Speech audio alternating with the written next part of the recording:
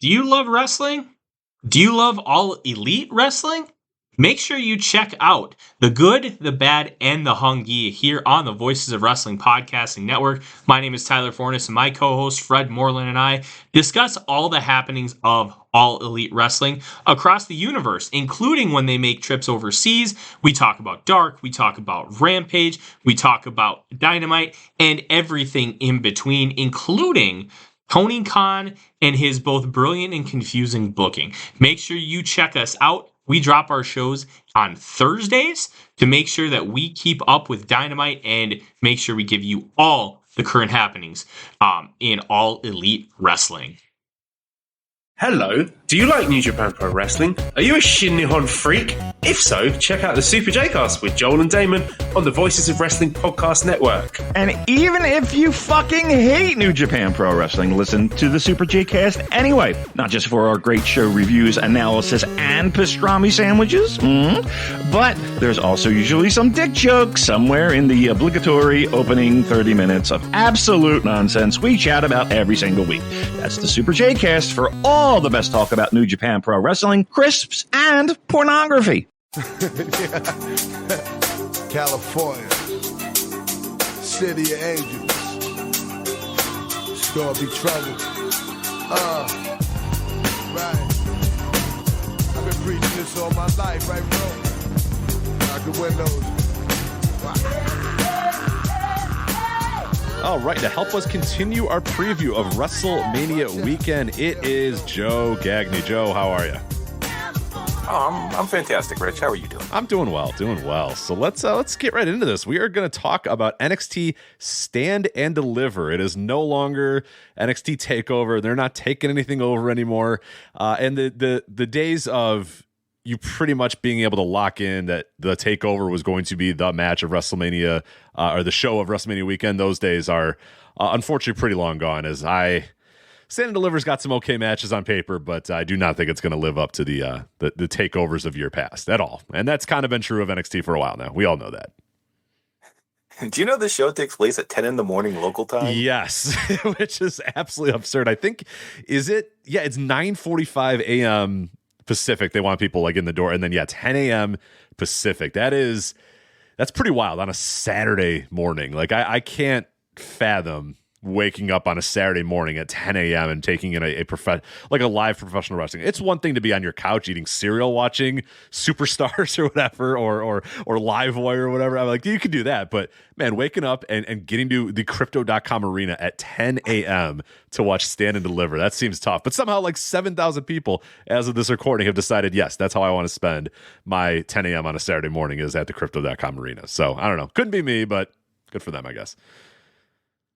Yeah, I can't imagine getting you probably have to leave your house at like 8:30, depending where you are, of course. But you have to fight traffic, find parking, get in the building, get a $20 pretzel for breakfast, and watch some NXT Splatoon action. Yeah, get some Grayson Waller, Johnny Gargano in your life. But that's Stand and Deliver. It's an odd show. It does not strike me as a definitive show like takeovers used to be. And again, comparing them to past takeovers is probably not fair because that's just not what they are anymore. But I don't know. There's not a whole lot here that I really am like super amped for it. Normally it's like you got to watch takeovers, and largely the NXT 2.0 like shows, whatever we want to call their bigger shows, like they haven't been as good as takeovers, but they've been okay. There's been solid matches on them. And I look at this show and I don't know about you, I'll get your overall thoughts. I mean, do you see a ton in the show that really has you super excited or really amped up before we kind of go match by match? Because I'm at a loss for what's really got me. Like,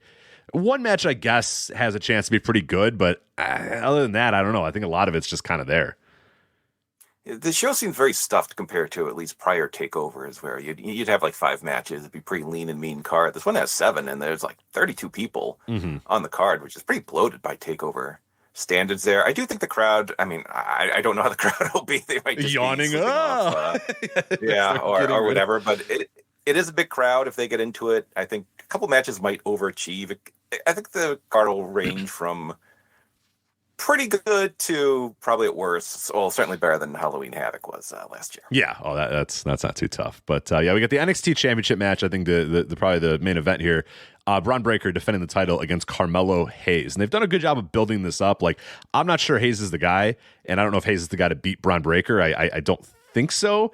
But yeah, what do you make of that match? Because like Breaker's had a lot of very interesting and weird performances as of late where he just hasn't felt like when he first came in, it was like, all right, here's this guy. He's pretty young. Like, he's only had a couple matches under his belt. We're going to give him the championship right away. And like, it was fine because they kept it very basic with Braun, kept it very simple. And they've tried to kind of have him work longer matches. And he's just not, he's not quite there yet. And the crowd's starting to kind of be wishy-washy on him. And I don't know, this could potentially be an opportunity to turn him heel if you really wanted to go full boat with that of turning him heel.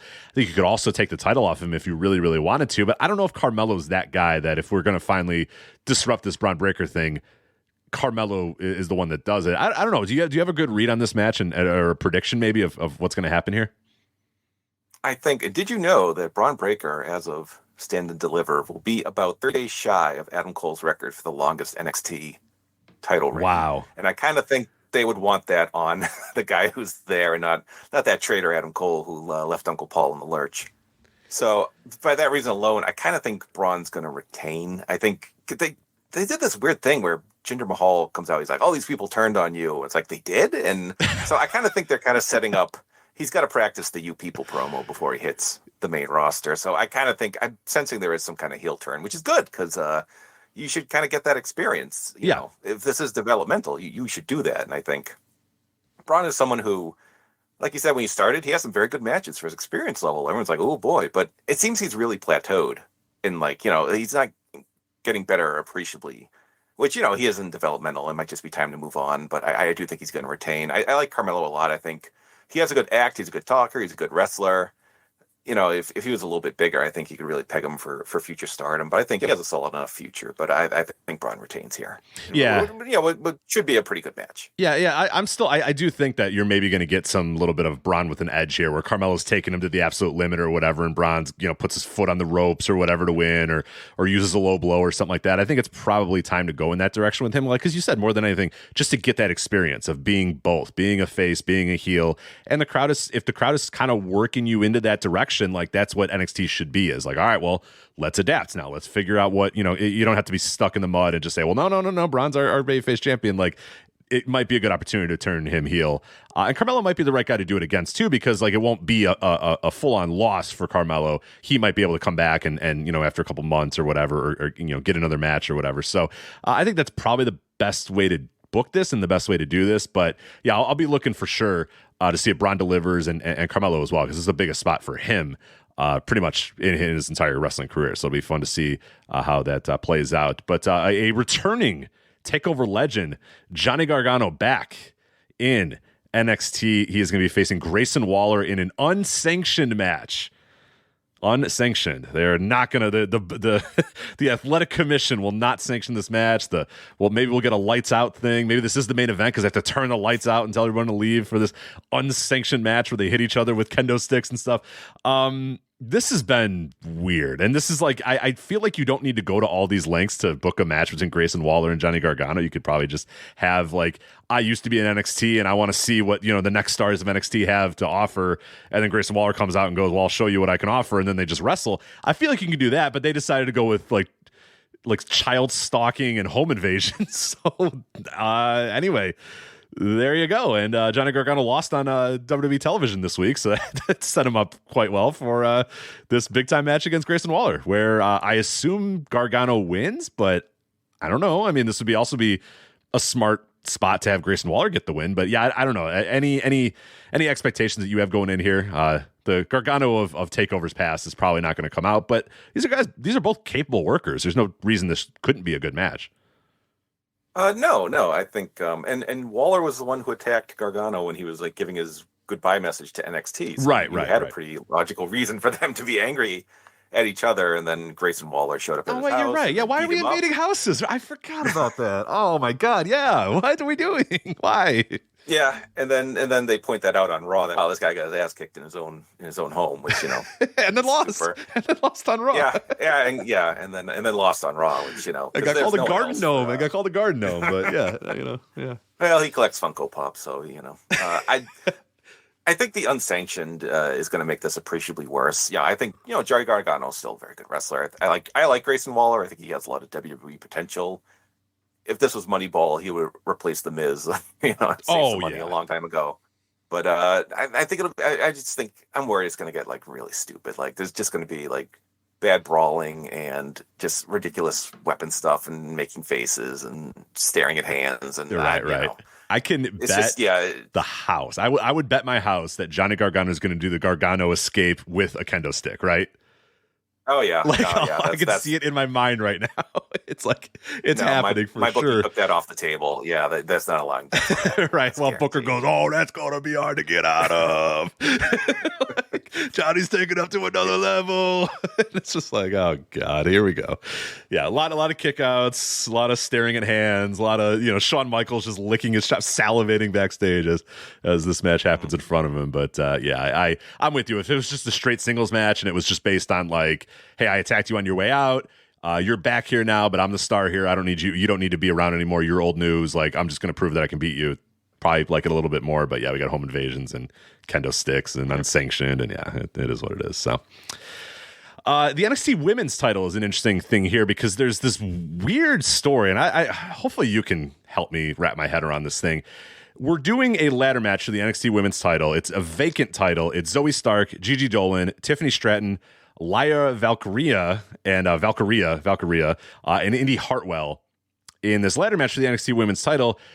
For some reason, Roxanne Perez said that she had like an injury, and then Dave Meltzer was saying she has an injury, but that she might be able to wrestle. And like Brian Alvarez rightfully was like, well, if she has an injury, why did she wrestle like a 20-minute match with Miko Satomura? And they're like, well, yeah, it's sort of an injury, but then it's not an injury that's like affecting her. It was, I don't know what the hell is going on, but all that had happened is essentially she had to vacate the title. And now, even though she's cleared and ready to go, she's not in this match, and it's just a bunch of other women in this match. What are we doing here? I'm very confused. She was so I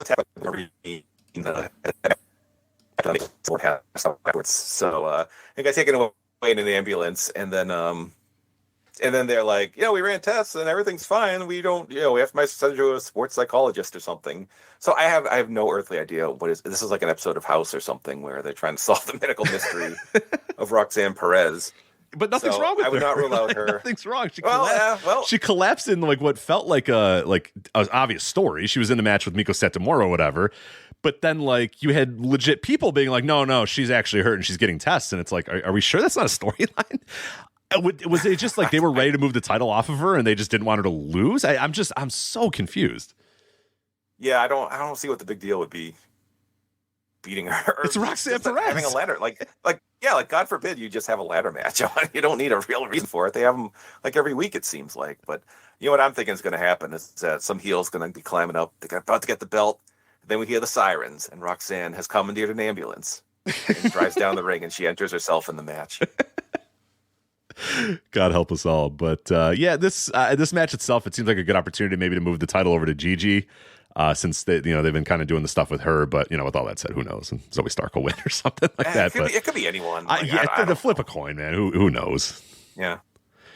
Then we have the NXT Women's Tag Team titles. The very, very, this has been a story. They have been telling for months now here with Fallon Henley and Kiana James versus Alba Fire and Isla Dawn. So the big question, Joe, will the referee be oozing black goo at some point during this match? I forgot about that. My God. I forgot the current state of NXT is you're either like a normal wrestle person or you have like a gimmick out of glow. Because here we have like witches against the businesswoman and her bartender friend. The rich businesswoman and her slave woman or whatever. It's so and her, weird. her.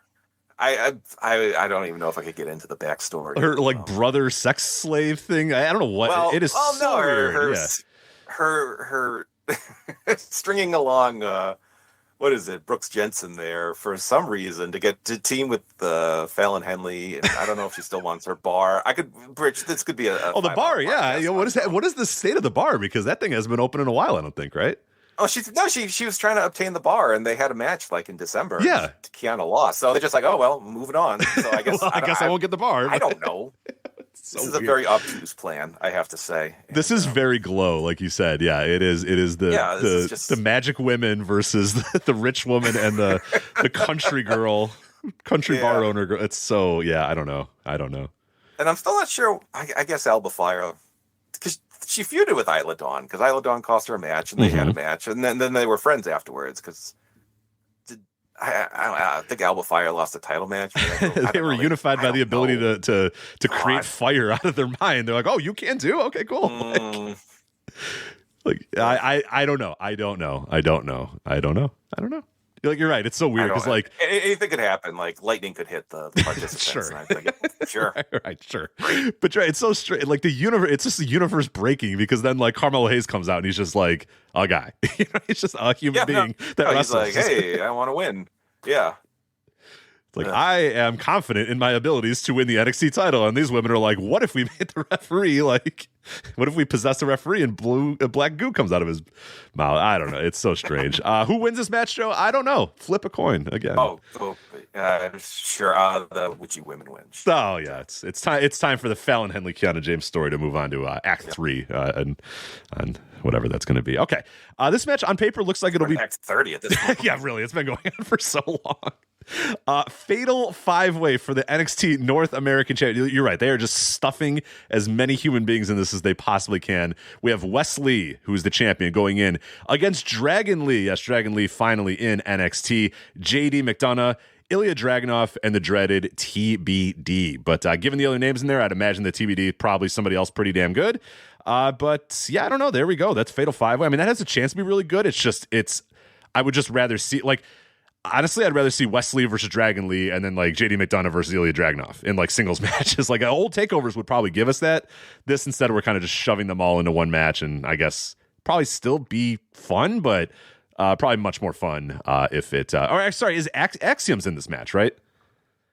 Yes, I apologize. Yes, the TBD has already been named and it's Axiom, so that's actually pretty cool. Okay, so that's got some decent juice to it. That's another good wrestler. Again, these are all good wrestlers, and I think that on paper could be a really good match. It's just I don't know why I should really give. Why should I care about the North American Championship in a Fatal 5-way? But I don't know. Do you differ, or are you still kind of like, eh? I think this will probably be the best match on the show. I do think it would be much better anywhere else because we're going to have a lot of, the usual camera cuts and Booker T probably forgetting the names of at least two of the competitors. That guy right there. That guy's got that potential. Guy right there. I don't think he's scouting his Dragon Lee tapes to really. Probably not. Out, but, no. This isn't like based. Wesley's like, I like to give opportunities, and I'm sure it'll be good, but. Not really. Where's the story, Rich? Come on. Yeah, I need some background. How am I supposed to get involved in these cool wrestlers doing cool moves? I wonder if Booker T. Do you think he's DM'd Cubs fan to get that the playlist, the Dragon Lee Hiromu playlist? He's like, I know you used to have this playlist. I'll ask, but I'm going to guess no. I'm going to guess. Yeah, just if you can't ask Cubs fan, just find out, just in case. I'd like to know. So you got that. You also have for the NXT tag team titles. Not just we got a 3-team match, of course. Got to stuff as many people as possible. Gallus, Mark Coffey, and Wolfgang, the champions, versus the Creed brothers, Brutus and Julius, versus the family of Tony D'Angelo and Channing Stacks Lorenzo, the family. Where do you have this match going? Oh, I don't know. This is another. It was built up because Gallus was in a bar and the Creed show up and like, let's drink. Have a title match, and then the mobsters are like, yeah, sure, we want in on that too. So here you go. So I don't. They seem to like Tony D'Angelo a lot, and I could guess. Sure, why not? Oh, Channing Stacks Lorenzo does not have a Wikipedia page, so that makes me. He should probably have one by now. Of winning there. Yeah, he should really have one by now. But he's been on national TV for like a year. Yeah, that's not great. That's not great at all. No, it's whatever. The Creeds rock, so I think that's at least the one thing that like they could put throw Tony D'Angelo on his head. So that's kind of cool.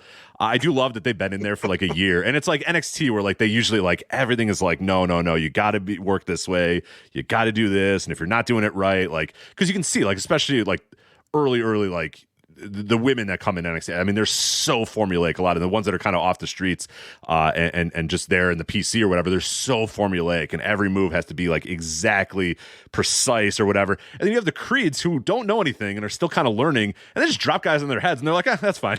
That's good. You keep doing that. Yeah. They're like, if you can maybe do a little bit better, and they're like, all right, yeah, we got it. Like, hey, don't drop guys on their heads. Like, we got it. We won't do it. And then the next week they just do it again. They've been doing it for a year, so it's like they're probably not going to stop. So that's kind of cool. I don't know if they're teaching them to do that. I doubt they are, but I enjoy that. But I don't know if Mark Coffey and Wolfgang are the type of guys that are going to be getting dropped on their heads by Julius Creed. But I don't know. Yeah, it seems. I don't know. Yeah, best case scenario, some guys get dropped on their heads and everyone hits each other real hard, and it doesn't go too long. Yeah, it was fine with me. And then Chase U is up for grabs here as the winners get control of Chase University. You have the Chase University team of Andre Trace, Duke Hudson, Thea Hale, and Tyler Bates. Yes, Tyler Bates, who's still like only 24 years old. They're still like, come on, please stop wasting this man's life.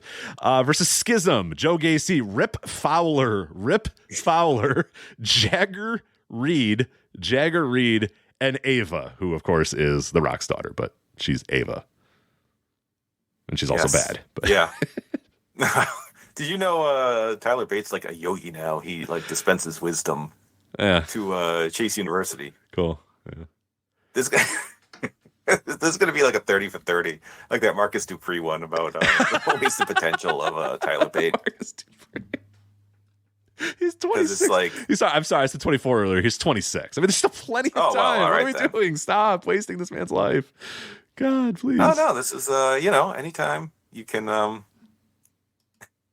Rip Fowler, I'm sorry. Rip Fowler. Anytime you take Zach Gibson and you shave his beard and don't let him talk, that's high efficiency use right there. I mean, Fowler. Kiana James wanted to buy Chase University as well. I guess she just gave up on that too. Her business plans are not. Higher ed, I mean, yeah, there's a potential. Higher ed's not doing well right now. I get it. I understand that, but I guess maybe there's gold on the land or something. I don't know. I don't know. I hope everyone's just like still filing in during this match. And yeah, this is tough, man. Yeah, I'd hate to see Schism get the rights to Chase U, but I think they might. Forbid. Yeah, I don't know. Rip still, Fowler. Rip Fowler. Yeah. Although I still marvel that Harlem Bravado still employed by the WWE. Yeah, and in like a fairly popular small room act. Yeah. right. It's incredible. Yeah. Do we? What did the other Bravado ever end up doing? He was the one that was running for office, right? Yeah, I think he was running for like local office. I don't remember if he ever won or whatever, but good for him, I guess. Good for him. Grassroots, unless he's like a complete dickwad, which he might be. I don't know. We were saying good for him, but it's possible. I don't think he is. I don't think the Bravados would do that to us. Nice, no. Lancelot wouldn't do that to us. He's too good. Lancelot Bravado. Oh, he's a Libertarian candidate for District 65 seat in North Carolina. Yeah, I don't know if he won came though. In third. Oh, okay, well. Yeah. No, he did not win as a Libertarian. No, he got 7.74% of the vote. I would have potentially voted for him, but on the basis of I enjoyed him in Ring of Honor, which is probably not a good way to vote in local municipality elections. I'd be like, I didn't like his tour of Noah, so I can't put. I can't possibly put the kind of stunk out the joint. I can't. Yeah, in good conscience. Oh man, so that's Takeover Stand and Deliver, man, or NXT Stand and Deliver. It's just no. Don't say the T word. Yeah, it's not great. It's not. I mean, I'm not ready. I mean, it's at a good time for like me and you to watch because like, sure, it's kind of in the early afternoon. It's Saturday. You're probably not doing anything, but man, it's definitely not clearing the calendar for that. I'd say this is a good opportunity to win over the hearts and minds of your family by just being like, you know what, let's go do something in the morning, because you've probably watching wrestling all day Friday. You're gonna be watching it all night on Saturday and Sunday. You're like, no, yeah, let's go do something before WrestleMania. So that's probably what I'm gonna do. I don't know about you, but I'll watch it at some point. But this is it feels like a tough show to like sit down and watch live. It's just the state of NXT right now. Like the stories are absurd. The talent, I mean, there's good talent on the show. There's fun matches on the show. It's just instead of being just a straight developmental show, which I think could probably be better and be fine, it's like we're developmental, but we're also doing like goofy shit that like it's never going to work for me. The Chase U stuff, the Alba Fire, the Isla Dawn, the Fallon Henley, it's just all weird. And then you had the Roxanne Perez thing, which makes no sense whatsoever. And it's just like, yeah. And then again, Grayson Waller and Johnny Gargano, which is tailor made for just the most basic story possible of young versus old, or even though I don't even think they're that much different in age, because Maddie Wahlberg's like a little older, Grayson Waller, but like, it should be just a simple story, but yeah, we of course have to get home invasions and that sort of stuff, and weird stuff about Candice LeRae getting involved, and it's just like, all right, just do a match. But yeah, that's Stand and Deliver. I mean, what's your general tenor on the show? Do you kind of agree with me that it's just like it just doesn't feel like anything that's really, really worth watching? No. I mean, it's a show that's on, and I'm sure it will be okay. But I'm just thinking back to the takeover you and I attended in New York. That was maybe the best show in WWE history. Oh yeah, I fucking love that show. This is that. Yeah. That was wild. Yeah. So Johnny Gargano is 35. Grayson Waller is 33. So that's what I'm saying. So I'm like, yeah, you got to do the young versus the old, and I'm like, wait a minute, Maddie Wahlberg's like early 30s, and Gargano's I think my age. So all right, well, hey, he's still younger in age and experience, so I guess that could be the thing. But yeah, that's the other thing with Grayson Waller. It's like, are we ever gonna like move this guy? He's 33. Like, I mean, maybe time to move him up a little bit, right? He's hoping for that edge run into his 50s, so he could have another 20 years on the main roster the way things are going. But you brought up the point perfectly. Like, yeah, if WWE was Moneyball, they would find like the Miz equivalent, like run the numbers and be like, look, we can get like 80% of Miz for this guy, and he costs like a quarter of what we have to pay Miz, like, or even kind of 1/10 of what we have to pay Miz at this point. Like, we're doing this, so it's definitely there. But elsewhere on the weekend, before we bid you adieu, Joe, anything else kind of catching your eye with WrestleMania weekend? Anything you're looking forward to specifically with the weekend, or any shows or matches or whatever that have caught your eye? Looking up and down the schedule. Yeah, I think Ring of Honor is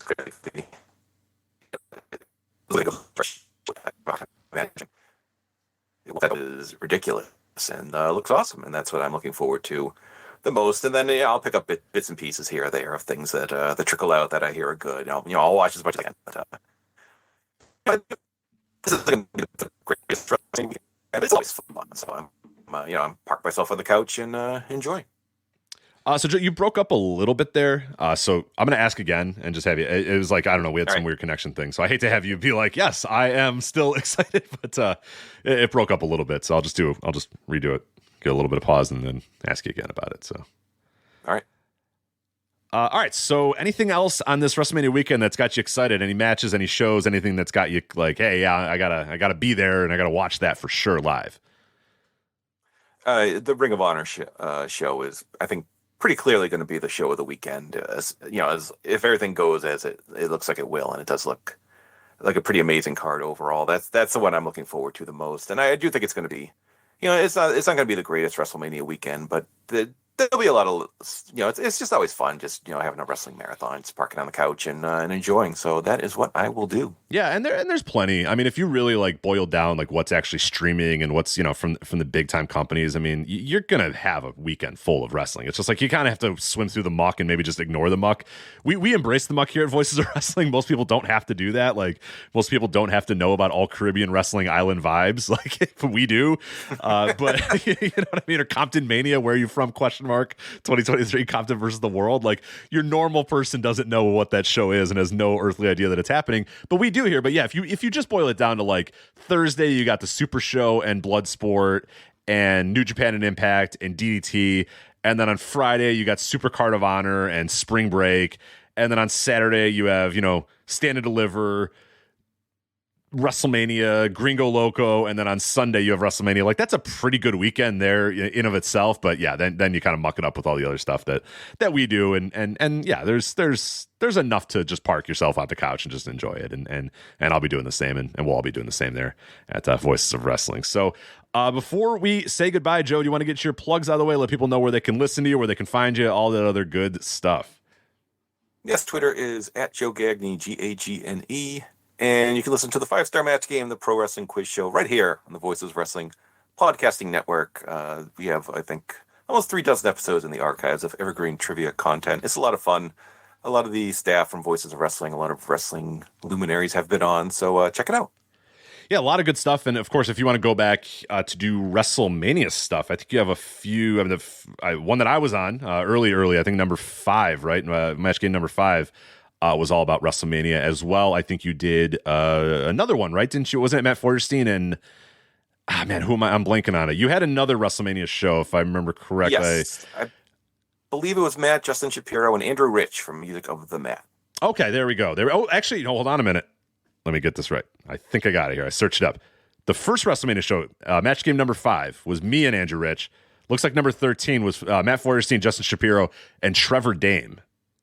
Oh, it's Trevor. All right. And that show I remember being awesome. Those are 3 way too funny guys, including you. Yep. That's an insane. There's a lot of funny. I didn't mean 3, including you, and then Matt Feuerstein, he's not funny at all. Yeah, we know Trevor. Yeah, 4. 4 funny I clearly people. blocked him out. Yeah, Trevor, what a dunce he is. No, 4 very funny people on that episode, I should say. But so those are evergreen. You can always go back and listen to those WrestleMania weekend ones. But yeah, a ton of other good evergreen match game stuff. So definitely go and check that stuff out. Love the 5-Star Match Game, one of my favorite shows that we do on the network. I will say the most recent WCW Nitro one, number 32, had me screaming in my car. I'm not usually that kind of guy where I'm you're getting it wrong. But there was a few that I was what are you doing? What do you know? You got to get this right. I was very upset. I think when you asked the wall question, I forget the way that you phrased it, but it was essentially where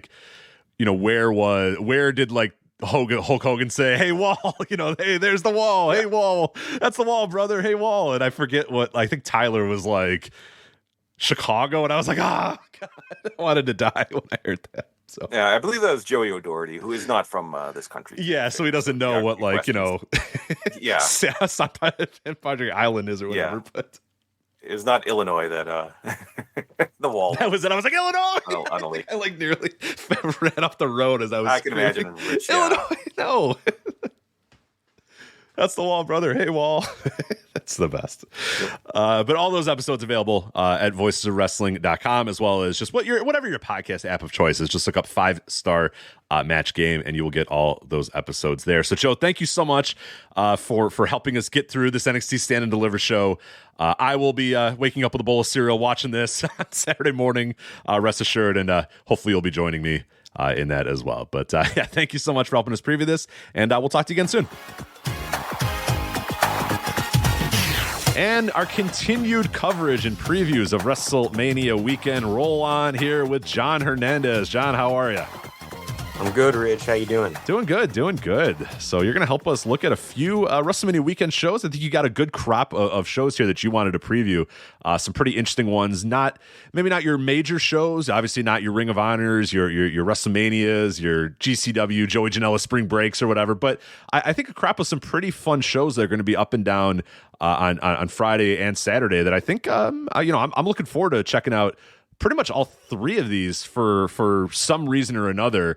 We'll start out with GCW's Jimmy Lloyd's Degeneration-F. This has kind of been the last couple of years. Jimmy Lloyd has been running, in the GCW venue, doing his own little, sort of thing. And those shows they've been a mixed bag of sorts. I know you've watched them in the past, and they're always fine, they're okay. But what I always love is that they're at a really cool time slot. They're at a time slot this year, Friday at 11 a.m. Pacific, pretty much on their own. There's not much else going on at that exact same time. Tokyo Joshi Pro starts at noon, but if you're not into that, there's pretty much nothing else going on. So I think it's a good time slot for this type of show, and I think it's an interesting premise that this show has, and I like that a lot of the talent up and down this show. So what's kind of caught your eye about Jimmy Lloyd's Degeneration-F this year? I got to tell you, there's one main reason I picked Degeneration-F this year. It's a coincidence. I've realized I've covered this show in some capacity for the site, I think, since they've run it. That's not me, trying to get in on the ground floor of Jimmy Lloyd's crop of future stars. I just always landed on it by accident. But the main thing I'm excited for on this one is I got Starboy Charlie and Alec Price circled. Mainly, I picked it as an excuse to go on a short rant about Alec Price. You got any feelings about Alec Price? I don't know if I have any strong things about Alec Price, so I'm going to let you take the floor there. I know of Alec Price, but I don't know that I have any strong thoughts yet. But go for it. All right, here we go. I'm going in. So like, I feel like the world of the independents, especially the way we all talk about them, about how like the independents aren't what they used to be. They're not. But I feel like there's like two major planets, right? There's like the IWTV sphere and the GCW sphere.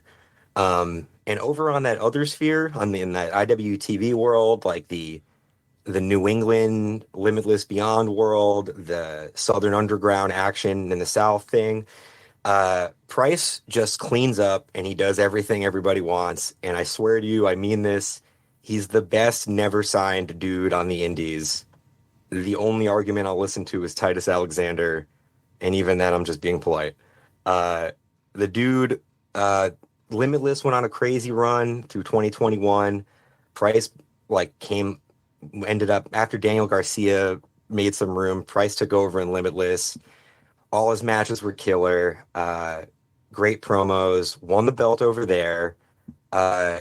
Over and Beyond, he won 2 different feuds that were quote unquote to determine the ace of Beyond. First against Dickinson, and then when they had to erase Dickinson, Biff Busick came and put him over. He wins the Southern Underground Pro title to be a major character in that joint Southern season of Underground territory. The dude's killing it everywhere, except when WrestleMania weekend comes, it feels like an entirely different universe. His GCW stuff, every time he pops up, it's usually in scrambles. He's had a couple singles matches.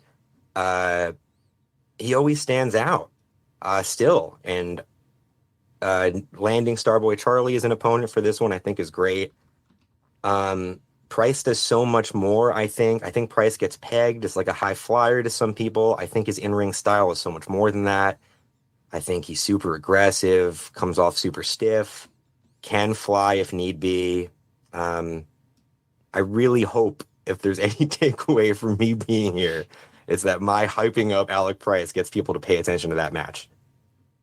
Yeah, it's definitely going to help me, because now I've now jotted that down. I've written down, pay attention, because I feel like I've seen him, but you're right that I've mostly seen him in the GCW sphere and not necessarily. I'll have to watch the Southern Underground Pro stuff, because that's usually up my alley, and I do love a lot of what they do.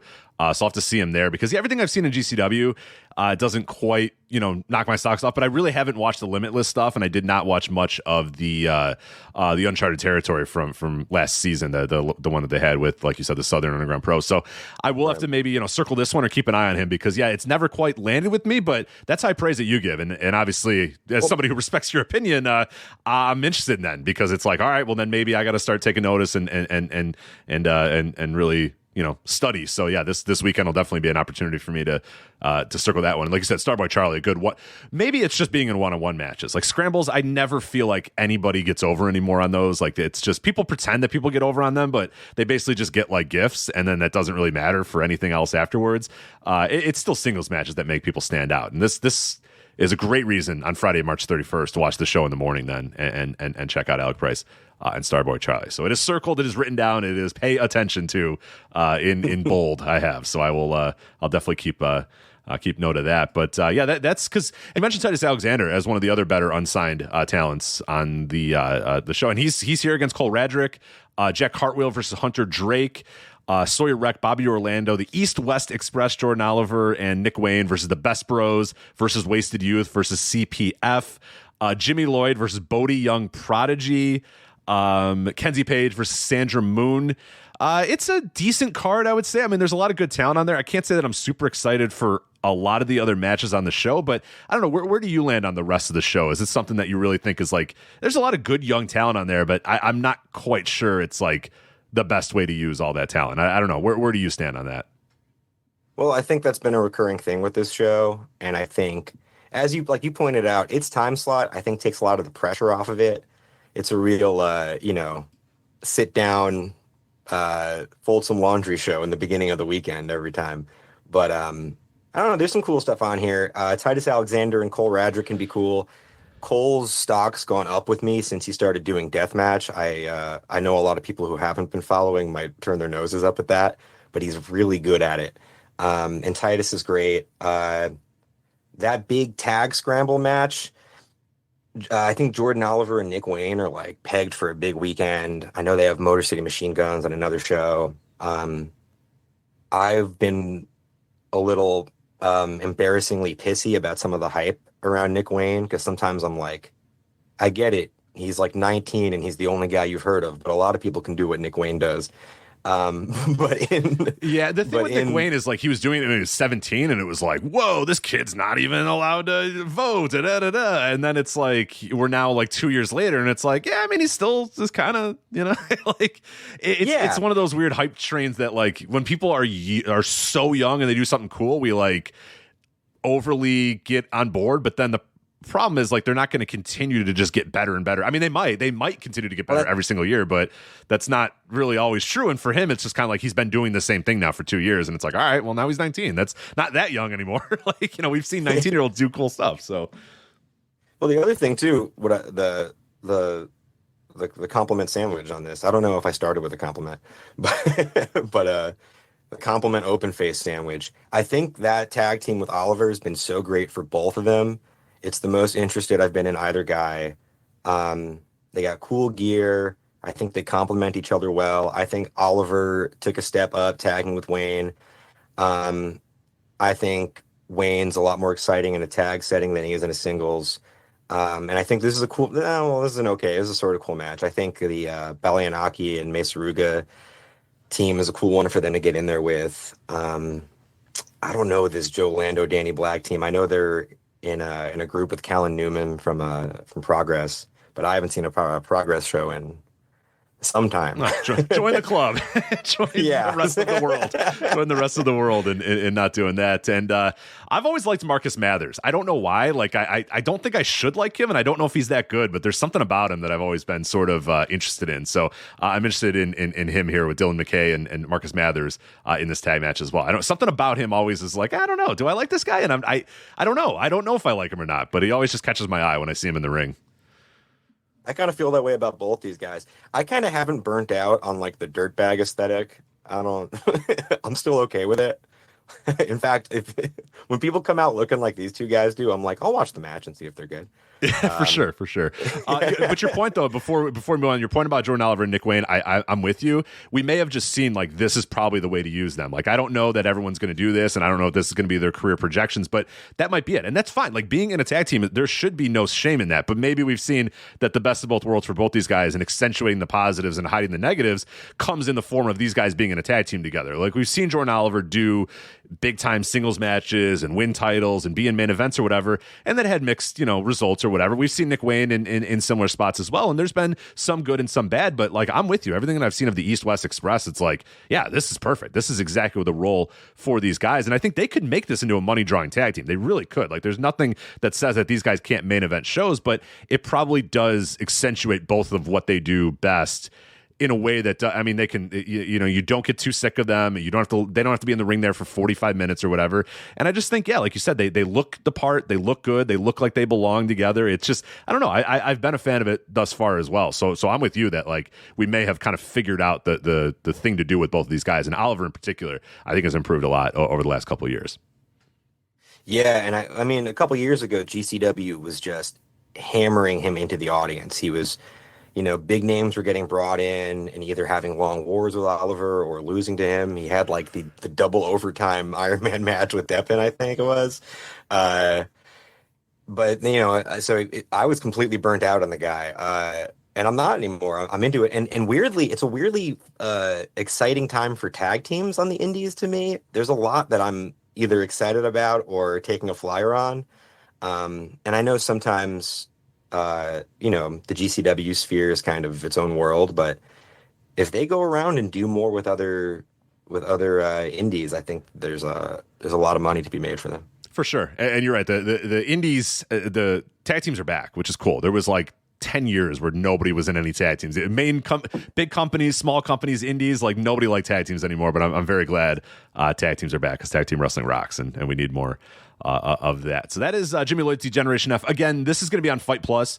So if you're subscribing to Fight Plus, this is yet another show that you're going to be able to get for whatever it is, $8, $10 a month or whatever, depending on where you're living and what currency you're paying in. But that's awesome. It's a tremendous value this WrestleMania weekend, because you're just going to be able to get so many of these shows. And it makes for exploration a little bit easier, because like you said, if you bought Fight Plus, you have Fight Plus, and you're awake and you're not doing anything, well, why the hell not just turn on this show? Even if you're just folding laundry or cleaning the house or whatever, just have it on in the background. And that's I think a great a move by Fight to do that this year, and just make it so much more accessible to watch all these shows, and you don't really have to pick and choose and try to finance through, okay, well, do I buy all these shows, or do I buy the package or whatever. I really do appreciate that from them. But let's move on to another show on Friday, March 31st, 4 p.m. from the Globe Theater, which is also hosting Tokyo Joshi Pro this weekend as well. And it is Prestige Wrestling's Nervous Breakdown. And Prestige has gained a lot of buzz over the last couple of years, really the last year and a half. I think they've really gained a lot of steam. And yeah, this is, like, talent-wise, might be legitimately one of the most loaded shows on the entire weekend, and that's saying a lot. I mean, that's obviously saying a ton with Ring of Honor and New Japan and Impact, but like pretty much everybody on this show is somebody or something. I mean, there's one match that I see that I'm like, yeah, those guys are just kind of whatever, but there's a lot to love here. What's caught your eye with Prestige Wrestling Nervous Breakdown? 4 p.m. by the way, 4 p.m. Pacific Time, Globe Theater. Sometimes I feel like so Prestige has drawn me in lately with a lot of the outside talent they've brought in. I'm big Dragon Gate guy, and they had the Yamato against Shelley match. They just had Adam Brooks against KZ. That was good. So I've been following for a bit, and it's funny because I think Prestige is kind of like a promotion of like two worlds, because they have their own, they have their own characters and stories, but they really do a great job of bringing in outside talent. And I think sometimes there's a lot of things going on with Prestige that you'd think would be resolving here, but this just kind of seems to be highlighting the outside talent, which I think is smart. I think their New Year's, what's them? Oh man, their Restival show, that big, their Restival show was like, I think the best one of the whole weekend. I don't know, they're really good at putting together cool matches. They've got a couple like underlying stories that I think will present themselves in these matches. I'm excited for it. And I think the match where you're like, oh, those are just guys, there's some cool little threads in it. Yeah, for sure. Yeah. In terms of the talent though, I mean, Ultimo Dragon's coming in for the weekend, and he's here, and he's going to be teaming with Time Splitters, Kushida and Alex Shelley, versus Team Filthy, Tom Lawler, Drell Nelson, Royce Isaacs. Like, that sounds cool as hell. One of my favorite bookings for the entire weekend is Titus Alexander versus Michael Oku. I'm a big fan of Michael Oku in certain spots. Like, he needs to be like Michael Oku in just any normal match is whatever, but Michael Oku with the right opponent and the right story and the right crowd or whatever can always deliver well. And you got Titus Alexander, who's obviously been big in this scene, in the West Coast wrestling scene for the last couple of years. That's going to be really cool to see Titus Alexander, Michael Oku. Aja Kong is on this match. Now, the problem is, I don't know. It's Masha Slamovich versus Aja Kong, which when you close your eyes and you go, yeah, hell yeah, Aja Kong versus Masha Slamovich. The problem, though, is I don't know how many people going to the Globe Theater at 4 p.m. Pacific time on Friday have seen Aja Kong in the last couple of years, because it's not the same. Like, there's still a vibe, but I do think that a lot of people might be a little disappointed by that. Where do you stand on Aja Kong in 2023? I as a musician, I often talk about how there's some shows that it's more important that you are on the flyer than when you show up and you play first and only 10 people are watching you. And this is kind of the equivalent. I'm very glad, I'm happy for Masha Slamovich that she gets to have a billing against Aja Kong. Good luck wrestling the actual match. In fairness, I couldn't tell you what Aja Kong looks like now. I can't imagine it's great. I've seen one Aja Kong match in the past 5 years, but she's still Aja Kong. Exactly. The way to do this is Aja Kong comes out. She looks like Aja Kong. She is Aja Kong. She's on the poster, and then her and Slamovich have like 2-minute match. You know what I mean? Just like bowls at each other, like Masha Slamovich wrestled a bear last year or whatever. Just do that. Just recreate that match and have Aja Kong in the bear role. Like that's fine. That will work. But yeah, overstaying your welcome or expecting this to be a matchful back and forth match, which I don't think anybody is. That's all I'll say. It's just like temporary expectations if you haven't seen Aja Kong in a while, but still with the idea like, yeah, it's still going to be a pretty fun match. And a match that really stands out to me, one that I'm excited to see, is Shigehiro Irie versus Kevin Blackwood. Those are two super talented guys. Irie always like perpetually trying to come to America to break out and get booked a bunch of places, and for some reason nobody ever. I don't know. Nobody ever books him. Like he just he comes over to America. He's here for like a year. He wrestles a couple times in a couple places. Then he goes back, and then like 2 years later, he's like, "I'm coming to America again. Book me again." So we're just gonna keep doing that forever and ever. But him and Kevin Blackwood, I'm pretty excited about that match. That's two guys that I really do enjoy. Anything catch your eye about that match, or any thoughts on that match, I should say? Well, for starters, Irie, I got a real big soft spot for, because one time he was on Colt Cabana's podcast when Colt started doing it like on the road and doing little short interviews, and he talked to Irie about how he was learning English from Winnie the Pooh, and he just talked about Winnie the Pooh for 10 minutes, and I was like, I'll follow this guy to the ends of the earth. I love both guys. Irie, I think, did he just win 16 Carat? Yes, he did. Yeah. All right, cool timing. Blackwood, I love that era of Limitless, that 2021 stretch of Limitless that I rave about to whoever will listen. Blackwood was Garcia's like sidekick, and he was fantastic. And everyone already knows that, he's a great like kick pad guy with cool matches, but he showed there that like his character work is great. This is just it's a cool match. They're both great wrestlers. It's a cool spot for both guys to be in. Irie gets to have an opponent where he'll have a good match, and Blackwood gets a relatively big outside name that you don't often you don't get a lot of those. Yeah, it should be a slugfest too between those two guys. So definitely excited about that. And then up and down the card, some other stuff there. You have Aussie Horse, Warhorse, and Adam Brooks versus Midnight Heat, Ricky Gibson and Eddie Pearl, as well as another tag match. We'll kind of combine these and talk about both. LA Dojo, you got Clark Connors, Yuya Uemura, and Kevin Knight versus C420, which is Cody Chun, Guillermo Rosas, and Sanico. So those are the two matches where I was like, yeah, those just have guys, but I think those are the ones that you were referring to that like have a little bit of connections, or there's reasons for these matches happening, right? Yeah, that C420 team, that's like, those are like the prestige mascots. Those are like the guys. I don't know if that'll matter in LA, but that's like the deal there. Sonico just semi-main evented the last show against Shelly. C4 is about to go into a tag title match with Midnight Heat. I don't know, C4 is a cool team. They were just in the I just watched them have a few matches in that Beyond or the Independent Wrestling Tag Title Tournament. And if you look at framing it like that, like it's like the prestige home team against the LA Dojo, kind of gives it a more fascinating angle. Obviously every guy on that LA Dojo team is a killer. Sonico and C4 are pretty good. It should be a cool match. I imagine it'll somehow tie into things that are going on in the overarching stories in Prestige. Maybe not. I don't know. They might just ignore all that stuff until they're back in the Northwest.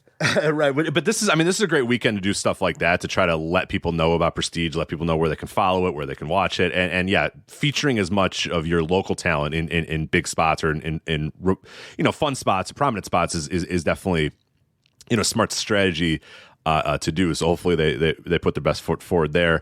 Also, Calvin Takeman versus Vinny Massaro. So I love Calvin Takeman. He's like one of my favorite guys on the indies right now. A guy that I would just adore. Like if I ran an indie, he'd be like one of the first guys I call, because I love the look, I love the style, I love how he works, and Vinny Massaro is just a classic veteran of the West Coast. So I love that match, and excited to see Tankman versus Massaro. That sounds like a pretty fun match. And then the last one there is Miyu Yamashita versus Taya Valkyrie. Valkyrie, which is still happening as far as we know as of this recording. I mean, Taya is obviously in AEW now and is backed out of some bookings, but this one seems like it is still going. And yeah, I mean, I think Yamashita is solid as hell. I don't know if I probably would have found a better booking than Taya Valkyrie for her, but it's. I don't know. I just would have found a better booking for her, but I still think it has a chance to be okay. It's just how will Taya have her working boots on here for a Prestige Wrestling Nervous Breakdown show at 4 p.m. On Friday? I don't know. That's I guess my question there. Yeah, I'm not as hard on Taya as a lot of people are. I know her matches aren't great, but whenever I'm like at a show that she's working, I think she's fun. Like, she stands out. She like looks and sounds very wrestler, which is a thing I very much still admire in wrestlers. But it does seem like a weird booking at Yamashita. I feel like if you're gonna show off that booking, you put her in there with like a workhorse. Honestly, what would be great? I feel like if you swapped Taya and Masha Slamovich's spots on this show. Oh, you're right. The whole show would be better for it. Imagine that. Shit, you're right. Yeah, Taya Valkyrie and Aja Kong, just like two, bruising women just going at it right there. That would rule. And then, yeah, you're right. You just fixed it. I'll tell them. We'll just DM Prestige and just say, yeah. Like, hold on, guys. We got an idea. I don't know if you sent out some marketing. I understand, but we got it. You're absolutely right. Switch those two, and you're there. No, that's perfect. And also, as of right now, scheduled to appear is still Timothy Thatcher, but he doesn't have any opponents. So, who knows what that could be anything. Also, just to piggyback on something you said before, also love Tankman, and I also love him getting Vinny as an opponent. Like, my favorite Tankman matches are the ones where he just, I don't want to sound like, an old wrestler who's like, you don't have to do all that, but I love, Tankman like made his name on being able to do a flip, at that size. But I love when Tankman just sits in there and beats the crap out of someone. And that's the Vinny Massaro match. I think that match is going to kill. Yeah. I'm with you. I think that's the most underrated match of this entire show. That like you might just kind of pass up when you're like, Vinny Massaro, but like that's Vinny Massaro, an all time pro. You know what I mean? Like just a classic old school wrestler in all ways, shapes, and forms. Mm-hmm. And like you're right, Tankman just go out there and just beat the hell out of the dude. You know what I mean? That'd be cool as hell. For that match. So that's Prestige. They're a little bit different. They're on high spots. So they're not going to be on Fight. I think you do have to pay extra to get Prestige Wrestling, which might hurt. It might hurt some people because it's not quite, it's I forget the price. I guess if you subscribe, you're able to get it on high spots. I think it's something like $15 a month or whatever. And I'm sure you could buy it, a single version as well. But that might hurt them a little bit just because, everyone's going to be kind of used to getting everything on Fight for $10 for free. Or you pay your $10 and then everything's just going to be there. So I don't know, that match might be hurt. That show might be hurt a little bit by its time slot. And, it's right up against Supercard of Honor as well, which really hurts. Like I'm sure when they planned it, they're like, Supercard of Honor, whatever, or hey, 4 p.m. on Friday will be pretty open. But yeah, running up against Supercard of Honor is going to be real tough. I think a lot of eyes are going to be on that show, and Prestige is definitely going to have a tough go of it. But it's a show that I will absolutely watch like later in the weekend. I don't think I'm watching it live just because I'm watching Supercard of Honor live as well as many people probably. Supercard of Honor is the actual WrestleMania of this WrestleMania. Yeah, weekend. Come on, like King and Commander. I'm not watching Prestige Wrestling live. I'm sorry, but I will watch it later in the week for sure because it does look like a pretty fun show. And of what I've seen of Prestige, and I haven't watched a ton of it, but what I've kind of dabbled in, I like their approach to wrestling. They're this new wave of indie where it's just like we're back to making things like look good and be presentable and come across like a professional operation, which I think is good for everybody involved. Yeah. And I actually just realized I had a buddy text me yesterday and was like, do you want to go see Minoru Suzuki tomorrow or on Sunday, that is? And I just realized that that's a Prestige show. I didn't say yes because the match was against Robert Martyr, who I like. I just don't want to drive to go see him. Is this Hybrid Moments show? I believe I have too many tabs open. Yeah, it looks like it is. Yeah. Okay. And I think a lot of the stuff I was talking about storyline stuff probably all happens in this show. So, but we're recording this on March 25th. Yes. March 26th. So spoiler. Yeah. If there's anything that happens wildly on hybrid moments, we didn't know. But I will tell you, what you can do though is get in the ear of Prestige and say, "Hey, I got an idea for you." There you go. Mania weekend. I got a switch for you. It's going to make everything all the way different. But yeah, no, I appreciate what they've done. I'll give it up. They have a website that has the events, and you can click on them. So the bar is low, but that's tremendous. Yeah, it's just, it's great. It's there's a website, and that already makes them a top 3 indie in the country. Yeah, exactly. You can go and you can see all of the events and the names, and also the people wrestling on said event. So that's good. But no, they're a pretty professional operation. So yeah, I've liked a lot of what I've seen from them. But they're on Mania weekend, of course, but on high spots for Prestige Wrestling Nervous Breakdown. And then the final show we are going to talk about, John, I think it was honestly, other than Supercard of Honor last year, which was a really, really good show, my favorite show of WrestleMania weekend last year was Gringo Loco's The Wrld on Lucha. And now we are coming back again April 1st after WrestleMania Saturday, presumably. Hopefully WrestleMania Saturday doesn't go that long, but 9 p.m. Pacific time from the Ukrainian Cultural Center. Gringo Loco's The Wrld on Lucha 2. So now let's talk about The Wrld on Lucha 1, and then we'll kind of get to the second show. What did you think of last year's show? Did you also think it was like a revelation and a bunch of fun? Because I loved it. I thought it was a really, really cool show. Well, I think it was capitalizing on a thing that GCW has done. Well, I was going to say deceptively well, but I think everyone's onto it. GCW's Lucha bookings have just been cool. They whoever's putting these whoever's bringing in talent, it might be Gringo Loco, I don't know, but whoever's coordinating it knows what's going on, gets cool matches. What they had Aramis against oh my god, I'm blanking. What's his name? Who Aramis wrestles everywhere, and then GCW got the face paint cool suplex as his finisher. Arez? Arez, yeah. Yes. They got that match. They got those two against each other more than once over a year or two ago. Last year's card I reviewed and previewed for the site. Pagano against Sadiqa, I told everyone would be the best match of the weekend. I was way wrong. But GCW does and their big shows for a while before then, they were always having these super hyped Lucha 6-mans that were always delivering, always getting hyped. So it makes sense that they'd keep leaning into this. I thought last year's show was great. The short answer to your question is yes, I agree. And and I think this card is really good too. I like it. Yeah, it's cool, and I like the time slot too. Like the post WrestleMania time slot, I think is a lot of fun. Sorry, I said 9 p.m. earlier, 10 p.m. Pacific time. I think that's it's a cool time slot. And again, being on Fight Plus is definitely a bonus, because if you're done watching WrestleMania, you're just kind of chilling out or whatever. Perfect time to throw on Fight Plus and just whether you're packing it in for the night because it's pretty late, or you're still interested in watching more wrestling. You got Gringo Loco's Wrld on Lucha, and yeah, I think it's a hell of a show. It's got the card looks really, really good. You got Vikingo and Laredo Kid. And I don't know if Vikingo's probably going to be sore. He's going to have to be sore at some point. He can't just always be great, right? He's going to have to slow down at some point. But I don't know if versus Laredo Kid is where he's going to slow down. But he's going to have a very busy weekend and maybe takes it easy in this match. But every time I've seen Laredo Kid live, too, he just jumps off the page. So, yeah, Vikingo and Laredo Kid. One of the more underrated matches of the entire weekend in my mind, because it's I don't see a lot of people talking about that. But it's I don't know, man. That has a chance to be really, really, really good. One of the more fun bookings of the weekend, Negro Casas versus Tony Deppen. What do you make of? Well, maybe let's start with Vikingo and Laredo Kid, and then we'll work our way to Negro Casas and Tony Deppen. But Vikingo and Laredo Kid, do you kind of agree with me that that's wildly underrated for the matches this year? That's a hell of a match. It's just kind of happening on this show.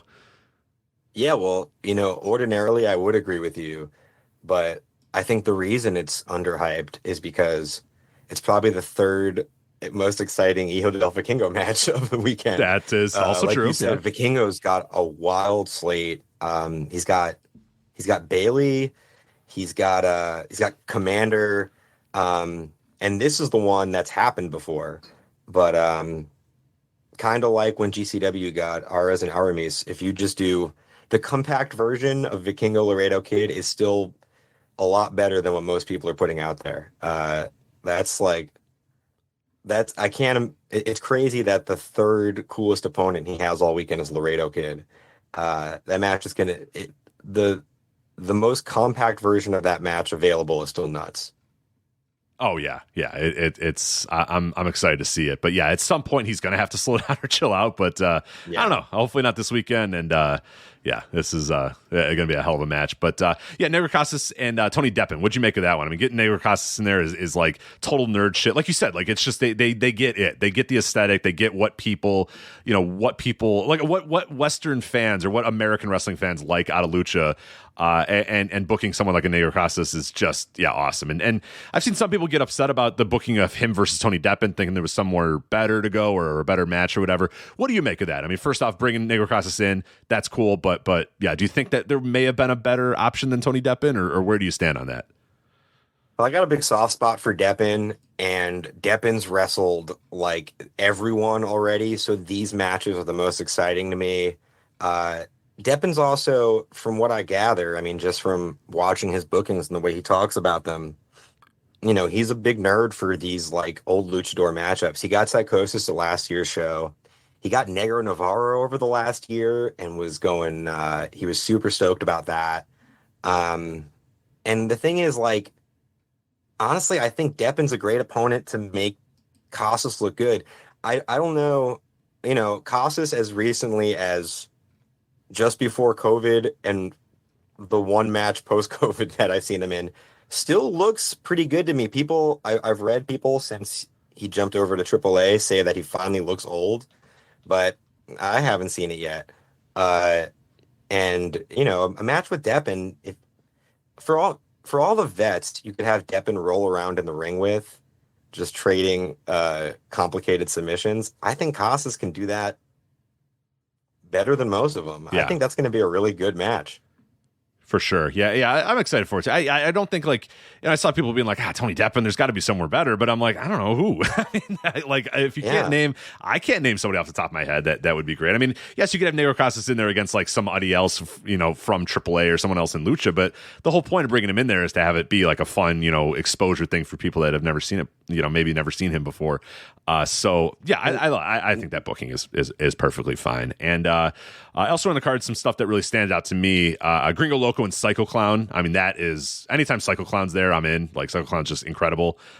Just presence is awesome. And Gringo Loco, like, Gringo Loco is the best wrestler to ever go to like a live show of people that have never watched wrestling before, because this man comes out and his name is Gringo Loco and he's got some insert like random hip hop song that he comes out to, and everybody I'm always with is like, who the fuck is this guy? It's like a white dude with a do-rag on and sunglasses, and they're like, come on. Like, he kind of looks like MVP and he's got like, weird gear or whatever, and then like within 2 minutes of the match he does some cool shit and does some stuff that absolutely blows your mind, and by the end of it my friends are always just like, that guy rocks, man. That guy is so awesome. And I'm like, I told you, but it's incredible the difference between like the look that he has, which I think is incredible. I think it's just great, but he is just an experience to be in there with, and him and Psycho Clown is like awesome booking. I mean, he's booking the show, so of course he's going to give himself the big star. That's how you're supposed to do it. That's smart. But yeah, him and Psycho Clown, I definitely have circled as a match I cannot wait to watch.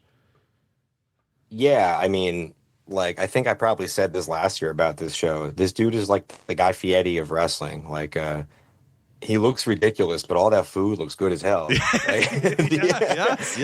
I've never seen Gringo look bad in the ring. No, and it's been years of me watching Gringo Loco come out and being like I remember the first couple times. It's like you said, the first couple times I saw Gringo Loco, I was like, I get the reference, I get the Art Bar thing, but you watch him come out and you're like, ugh, like, this guy looks ridiculous, but he rules. And all these hyped GCW six-mans we're talking about that made it so this show happens, he's in all of them, and he's like a crucial part of them, and he always keeps up.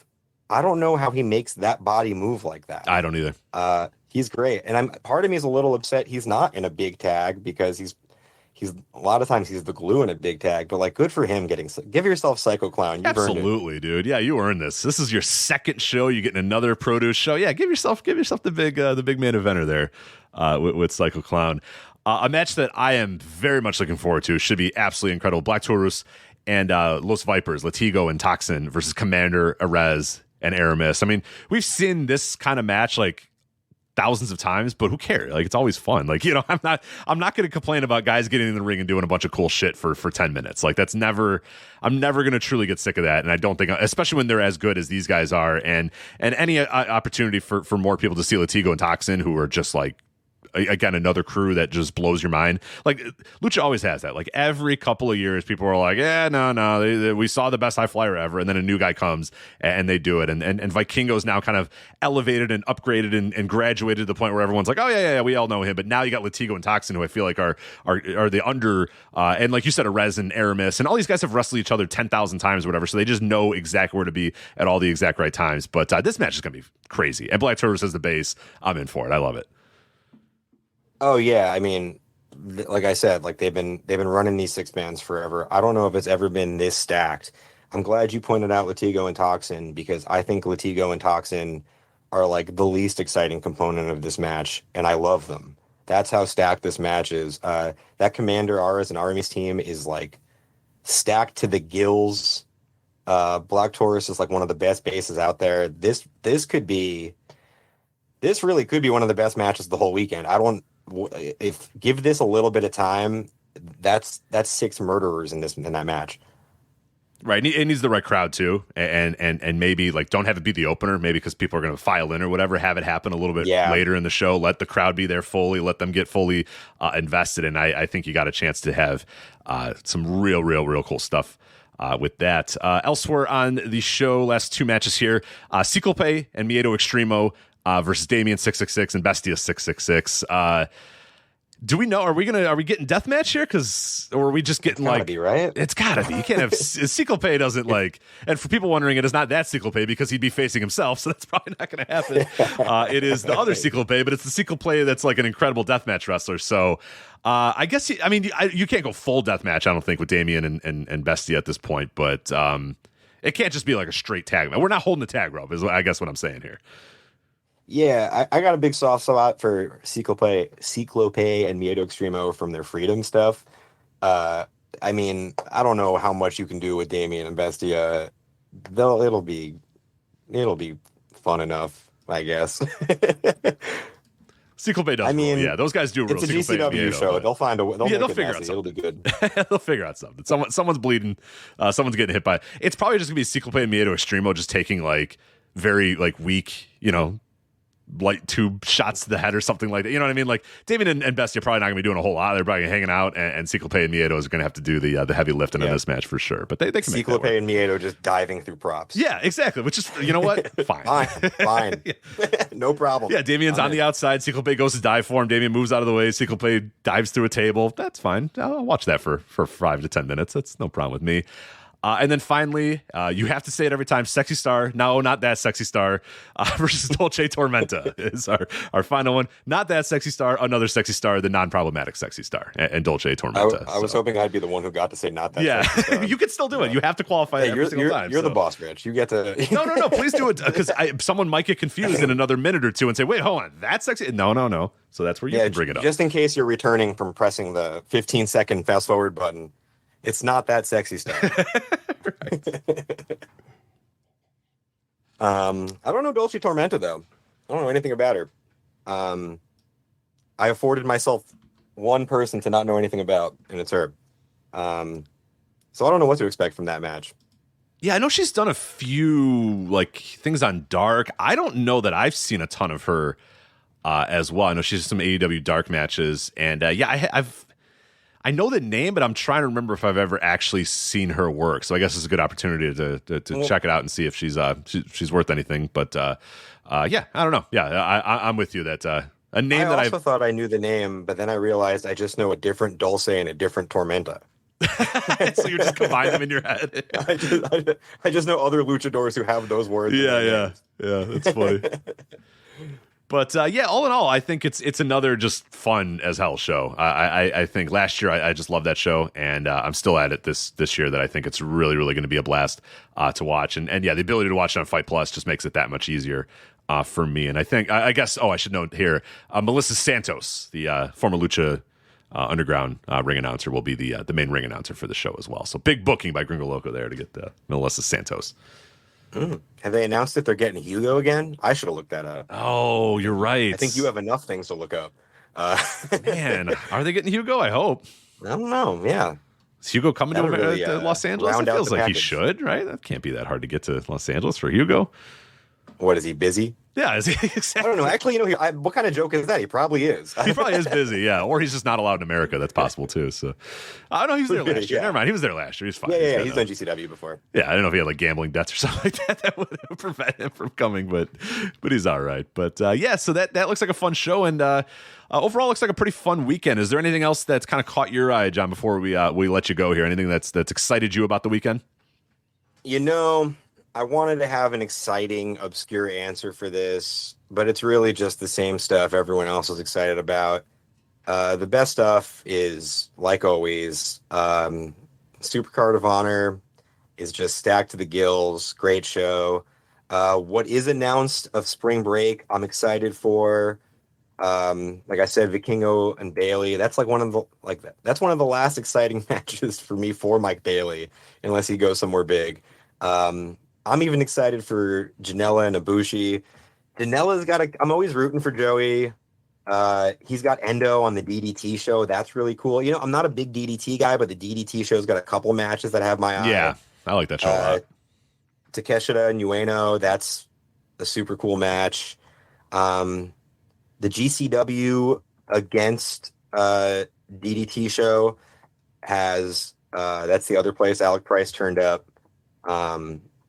And he gets to be in there with Sasaki and Senshiro Takagi, which cool names to be in there with. He's teaming with Gringo Loco on that one, so that's kind of cool. Actually, that show's got Debit and Homicide against Akiyama and Endo. That's pretty cool. The DDT stuff is all good. They brought a lot of good talent. Yeah, they brought a lot of good talent to the show. I mean, they brought pretty much their core roster and all the top dudes from their core roster. So I think they really do stand out this weekend too. Oh, and I just saw Janela's got Ueno on. Good for Janela. Mm-hmm. I hope these matches go well. I'm rooting for Joey with Ibushi and Ueno. Those are cool matches. Yeah, see, Booker, man, like I said, with Gringo Loco, these guys are starting to be like, hey, you know what? Hold on, give me the best wrestlers in the world. Like, I'm going to face them. I'm not facing these other clowns. Like, I don't have to have fun matches. I need to have good matches, baby. That's where I'm at. Yeah, so, wasn't the tweet announcing Ibushi, wasn't he just like, fuck it, I'm giving myself Ibushi? Yeah, pretty much. I think it was just like, fuck this. Like that. I've been nice for too long. I'm taking Ibushi. And it's like, yeah, do it, man. Like, come on. Go off. Yeah. Get yours, buddy. Yeah, absolutely. So I appreciate that. Yeah, I forgot, I'm paraphrasing the exact word, but it was essentially just like, all right, no more Mr. Nice Guy. I'm taking this match. So it's like, hell yeah, brother. Do it. But there you go. Yeah, so I'm right with you. I think WrestleMania weekend will be pretty fun this year. Sift through all the junk, but when you get it to it, like the stuff that's going to be streaming, the stuff from the major companies is all pretty damn good. And the stuff on Fight, I think the collective GCW, whatever you want to call it, matches. I think there's enough good stuff there that you're gonna definitely get your $8 to $10 worth or whatever from Fight Plus. So good stuff there for sure. But John, before we bid you adieu, you want to get your plugs out of the way, let people know where they can hear you, and of course listen to you as well. I think probably most importantly. Yeah, that's pretty much all I do. I also contribute to voicesofwrestling.com from time to time. And I play in a band called Timeshares. We were just covered extensively on John Oliver's show. Were you really? I'm a week or two behind. He did a segment about actual time. Oh, I'm sorry. But he did use a font that we used on a T-shirt once. Okay, we're gonna count that. Yeah, that's fine. The most ungoogleable band in America. Timeshares. We're on Spotify. We put out an album called Limb last year. Go listen to that. And that's all I got. Any tours coming up immediately, or any shows people can check out? You know what? For the European listenership, I should have got these dates ready. We're doing 10 days in Europe. But I don't have the dates ready, but they're in June. So if you live in Germany or Switzerland, and I forget where else we're going. Luxembourg. Let's say Luxembourg. Don't say that, because then I don't want somebody from Luxembourg getting excited. No, I'm going to get angry emails from everyone in Luxembourg asking why Timeshares isn't coming to Luxembourg. Right, you better go to Luxembourg. Next time. I don't know. We're going to be out there, and I should be better at plugging my band, but that's why I don't make any money with it. incredible. Where can we follow their timeshare stuff? Support them, all that other good stuff. What should we do? Yeah, on Twitter at Timeshares Music, on Instagram at Timeshares. I don't know how we got that. Damn, yeah, good for you. I know, right? But the messages we get are berserk. And you can follow me at old Jon Hernandez on all the social media.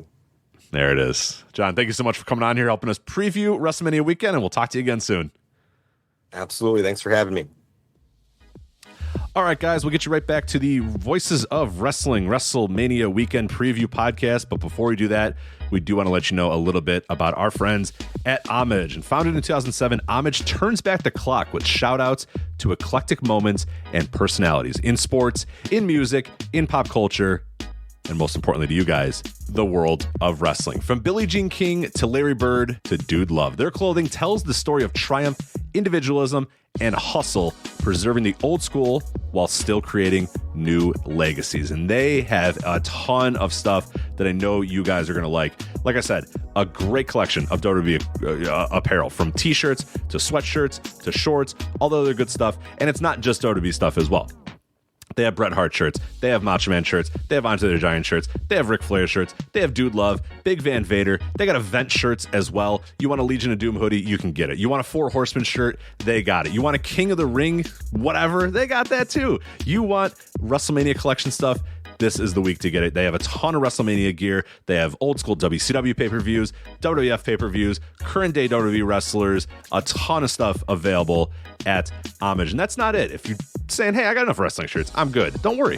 They got MLB, NBA, and NFL stuff, colleges. They have pop culture stuff, from 90s pop culture to amusement parks to history to national parks to The Office, Ted Lasso, Nickelodeon, MTV. All that other stuff is available right now at Homage. And all you're going to want to do is go to voicesofwrestling.com/homage. No promo codes necessary, no other stuff necessary. voicesofwrestling.com/homage. That's HOMAGE. Again, that's voicesofwrestling.com/homage. HOMAGE. Right now, they are running a sale. Buy one, get one, 40% off site-wide. So you're going to go to voicesofwrestling.com/homage, and you're going to get that buy one, get one, 40% off sale. That is available right now at voicesofwrestling.com/homage. No promo code necessary. That is site-wide, and that includes all the WWE apparel, all the wrestling apparel. All of that is going to be available. Buy one, get one, 40% off right now at voicesofwrestling.com/homage. Thank you guys for your time. Now back to the previews.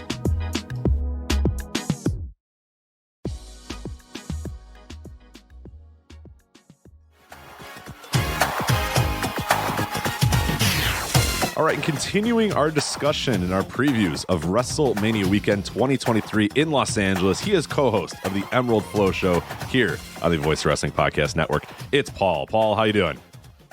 I'm doing great, Rich. I've actually had a really nice Sunday so far, giving away when we're recording this. I went out and voted today, and then I went to the gym, and then I came here to talk to you about some amazing shows at WrestleMania Weekend. Actually, no, you did not choose amazing shows, though, unfortunately. I regret to inform you. You did. No, you chose Dark Arts Entertainment Monster Mania, so there's still time. If we could switch it if you need. I don't want to ruin your day here with these shows, but no, we got some very interesting shows, to say the least. Definitely themed in a lot of ways here. So we'll kick it off right away with the first show of WrestleMania Weekend, the first show proper that we could find on Wednesday, March 29th, Dark Arts Entertainment's Monster Mania from Don Quixote in Los Angeles, California at 1 p.m. Pacific time.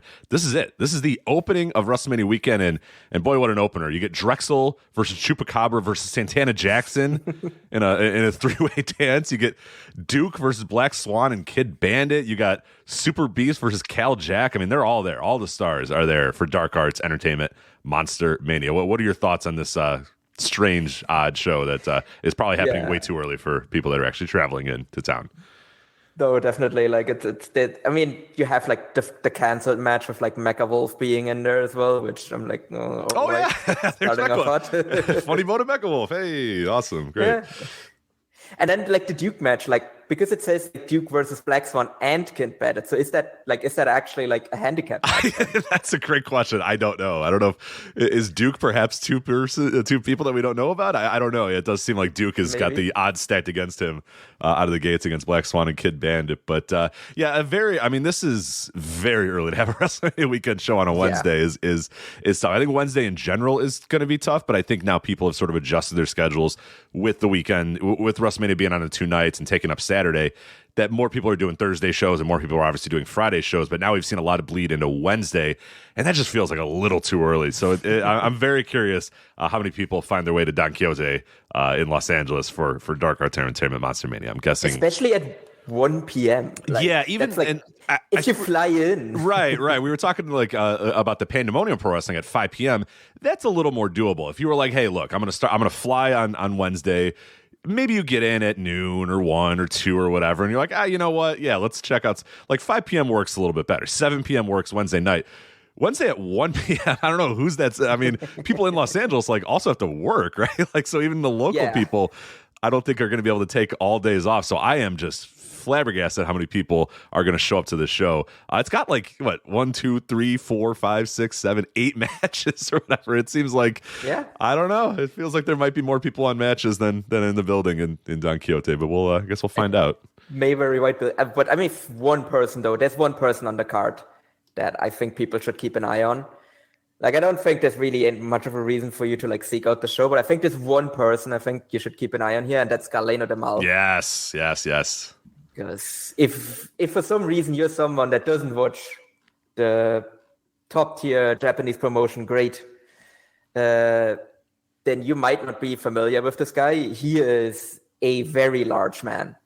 Like, he is the other son of Dr. Wagner Jr., aside from El Hijo de Dr. Wagner Jr., who's champion of Noah. And he has recently popped up in Japan and great, and he is a very large man. I would say he's not far off from being as wide as he is tall. And he does he wrestles like fucking Yahweh style with that size. It's kind of really just a treat to see, actually.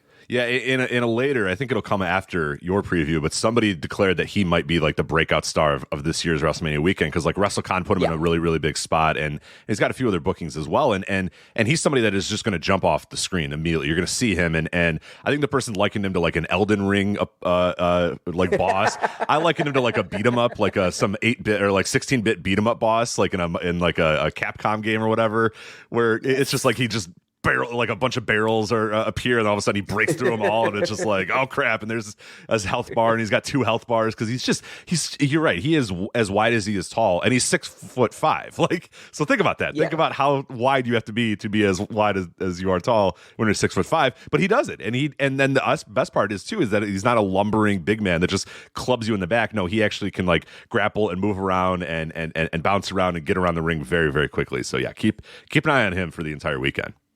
No, I think the video game comparison actually is really apt, because I think he really looks like the luchador in every video game ever. Yes, the default bad guy boss luchador or whatever, for sure. Yeah, just doing cross bodies all over the place. That is fantastic. Yeah, so keep an eye on him and that show. This Dark Arts Entertainment. I don't believe it's streaming anywhere, so unless you're in Los Angeles, I don't think you're going to ever see this show. But that's fine, because guess what? You still get tickets, though. There are plenty of tickets still available if you're in the Los Angeles area, and for some reason looking for something to do Wednesday at 1 p.m., and you decide that something is wrestling, even though you're going to have 4 more days of wrestling. But hey, you know what? If you're trying to be a completist and get to as many things as you can, a perfect opportunity for you on Wednesday afternoon. But we're going to move on now to Circle 6's Hoodfoot presents Crosses and Caskets. This is on Thursday, March 30th at 6 p.m. from Knucklehead Hollywood in Hollywood, California. And we've talked about the Circle 6 stuff a lot in the previews for this, but essentially it looks like you pay a $6 cover charge to get into this Knucklehead Hollywood venue, and then you're good to go. So you could stay there the whole day if you really want to. I guess I think they're doing a break in the middle of the night, so I guess you're going to have to pay $6 again the next day to get in, but you can essentially go to hours upon hours of wrestling for less than $20 for sure. And for us watching at home, they're going to stream live on their YouTube channel. So as well as their Facebook channel. I think they say Twitch, but they got banned last time they were on Twitch. So maybe don't expect. Maybe go to YouTube. I think you'll probably be all right on YouTube. If you go on Twitch, they might get shut down again. But it's cool that we're gonna be able to watch all these live. And this is a show from the Circle Six. It actually does have a couple of announced matches, which is is a low bar, I understand, but compared to some of the other Circle Six shows, is something to be noted. But what caught your eye about this Hoodfoot crosses and caskets? I've made that mistake like 7 times, and I don't know why. Crosses and caskets show. What caught your eye about this one? Well, first of all, it's the fact that it's the show that is like organized by Hoodfoot, because I think Hoodfoot is just kind of like a guy that you just kind of like keep an eye on, because he's just, I don't know, like out of the deathmatch guys, he's definitely one of the more like interesting ones, I would say. I think he is like a very unique guy, basically. Like I'm always struggling to say if he's good. Yeah, I don't know. Is he good? I don't know if that's a great question. I think I enjoy watching him, but I don't know if he's good. Yeah. I think that's the best way to describe it. Like, I don't think he's good on like an objective level as like a wrestler, but he's enjoyable. Like, I think he's like a guy, like in like the 90s, he would absolutely be like a lower level, like ECW guy or whatever. Oh, no doubt. He's just kind of like a unique, he has this unique feeling where like it's someone that like Heyman would book but wouldn't push. So like that's also like the thing that drew me to this, where I'm like looking at that like freeway cinder block dance. MM3 versus Satujin versus Hoodfoot. I'm like, there's going to be a lot of blood. I mean, we were talking about how they get banned off of Twitch. If they haven't been banned off of Twitch by the time this match rolls around, they're definitely getting banned during this match. Yeah, guys hitting each other with cinder blocks and bleeding everywhere. Yeah, it's probably a good way to not be on Twitch anymore. So. Like someone's getting curb stomped onto a cinder block in For this sure. match. I can guarantee it. So, no, they're definitely getting banned then. And then the other one that I'm kind of interested in, but that's like out of like an almost morbid curiosity, is the casket match between AJ Gray and JTG. Because I think that match could be really bad, but it also, I think, has a chance to actually be good. Yeah, it kind of caught my eye as well, because I think those are two good workers. Like I like AJ Gray's work. I like JTG's work. JTG obviously still looks the part. He still looks like, like a great. I mean, he was a guy who in his much younger days, obviously, of course, one half of Crime Time in WWF, but WWE. But no, he still looks the part. Like it's obvious that he has like a major league look and a major league body, and it could still kind of go. So yeah, that is a chance to actually be an okay match, and I'm still. Call me old-fashioned. It's probably from my youth. I'm still a sucker for a good casket match. I don't know why. I like casket matches. I don't like those. Their matches suck. Like going back and watching most of the Undertaker casket matches is my youth. Going back and watching them as an adult, I'm like, oh yeah, this isn't very good. But I don't know. There's some appeal that I still have to it. I have seen some people bring up a little bit of like a collar tug at like JTG being in a casket match, given what happened to Shad and his Crime Time partner. But it's like I don't know that I'm quite there, but I get it. I get why you might be like, that's a little weird, but obviously he's okay with it. So it's like, it's not like he's being forced at gunpoint to do a casket match. So obviously he's okay with it. But I have seen that, and I'm like, I don't know if I'm necessarily quite there in terms of like uncomfortable about it. When did Shad die? That was like 2 years, maybe 2 or 3 years ago. I want to say summer of 2020, maybe even. So yeah.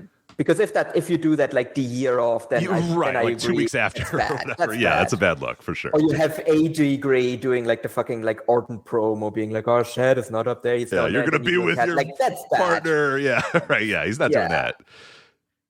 So I think in this case, like it's been 2 years. I think that it's fine.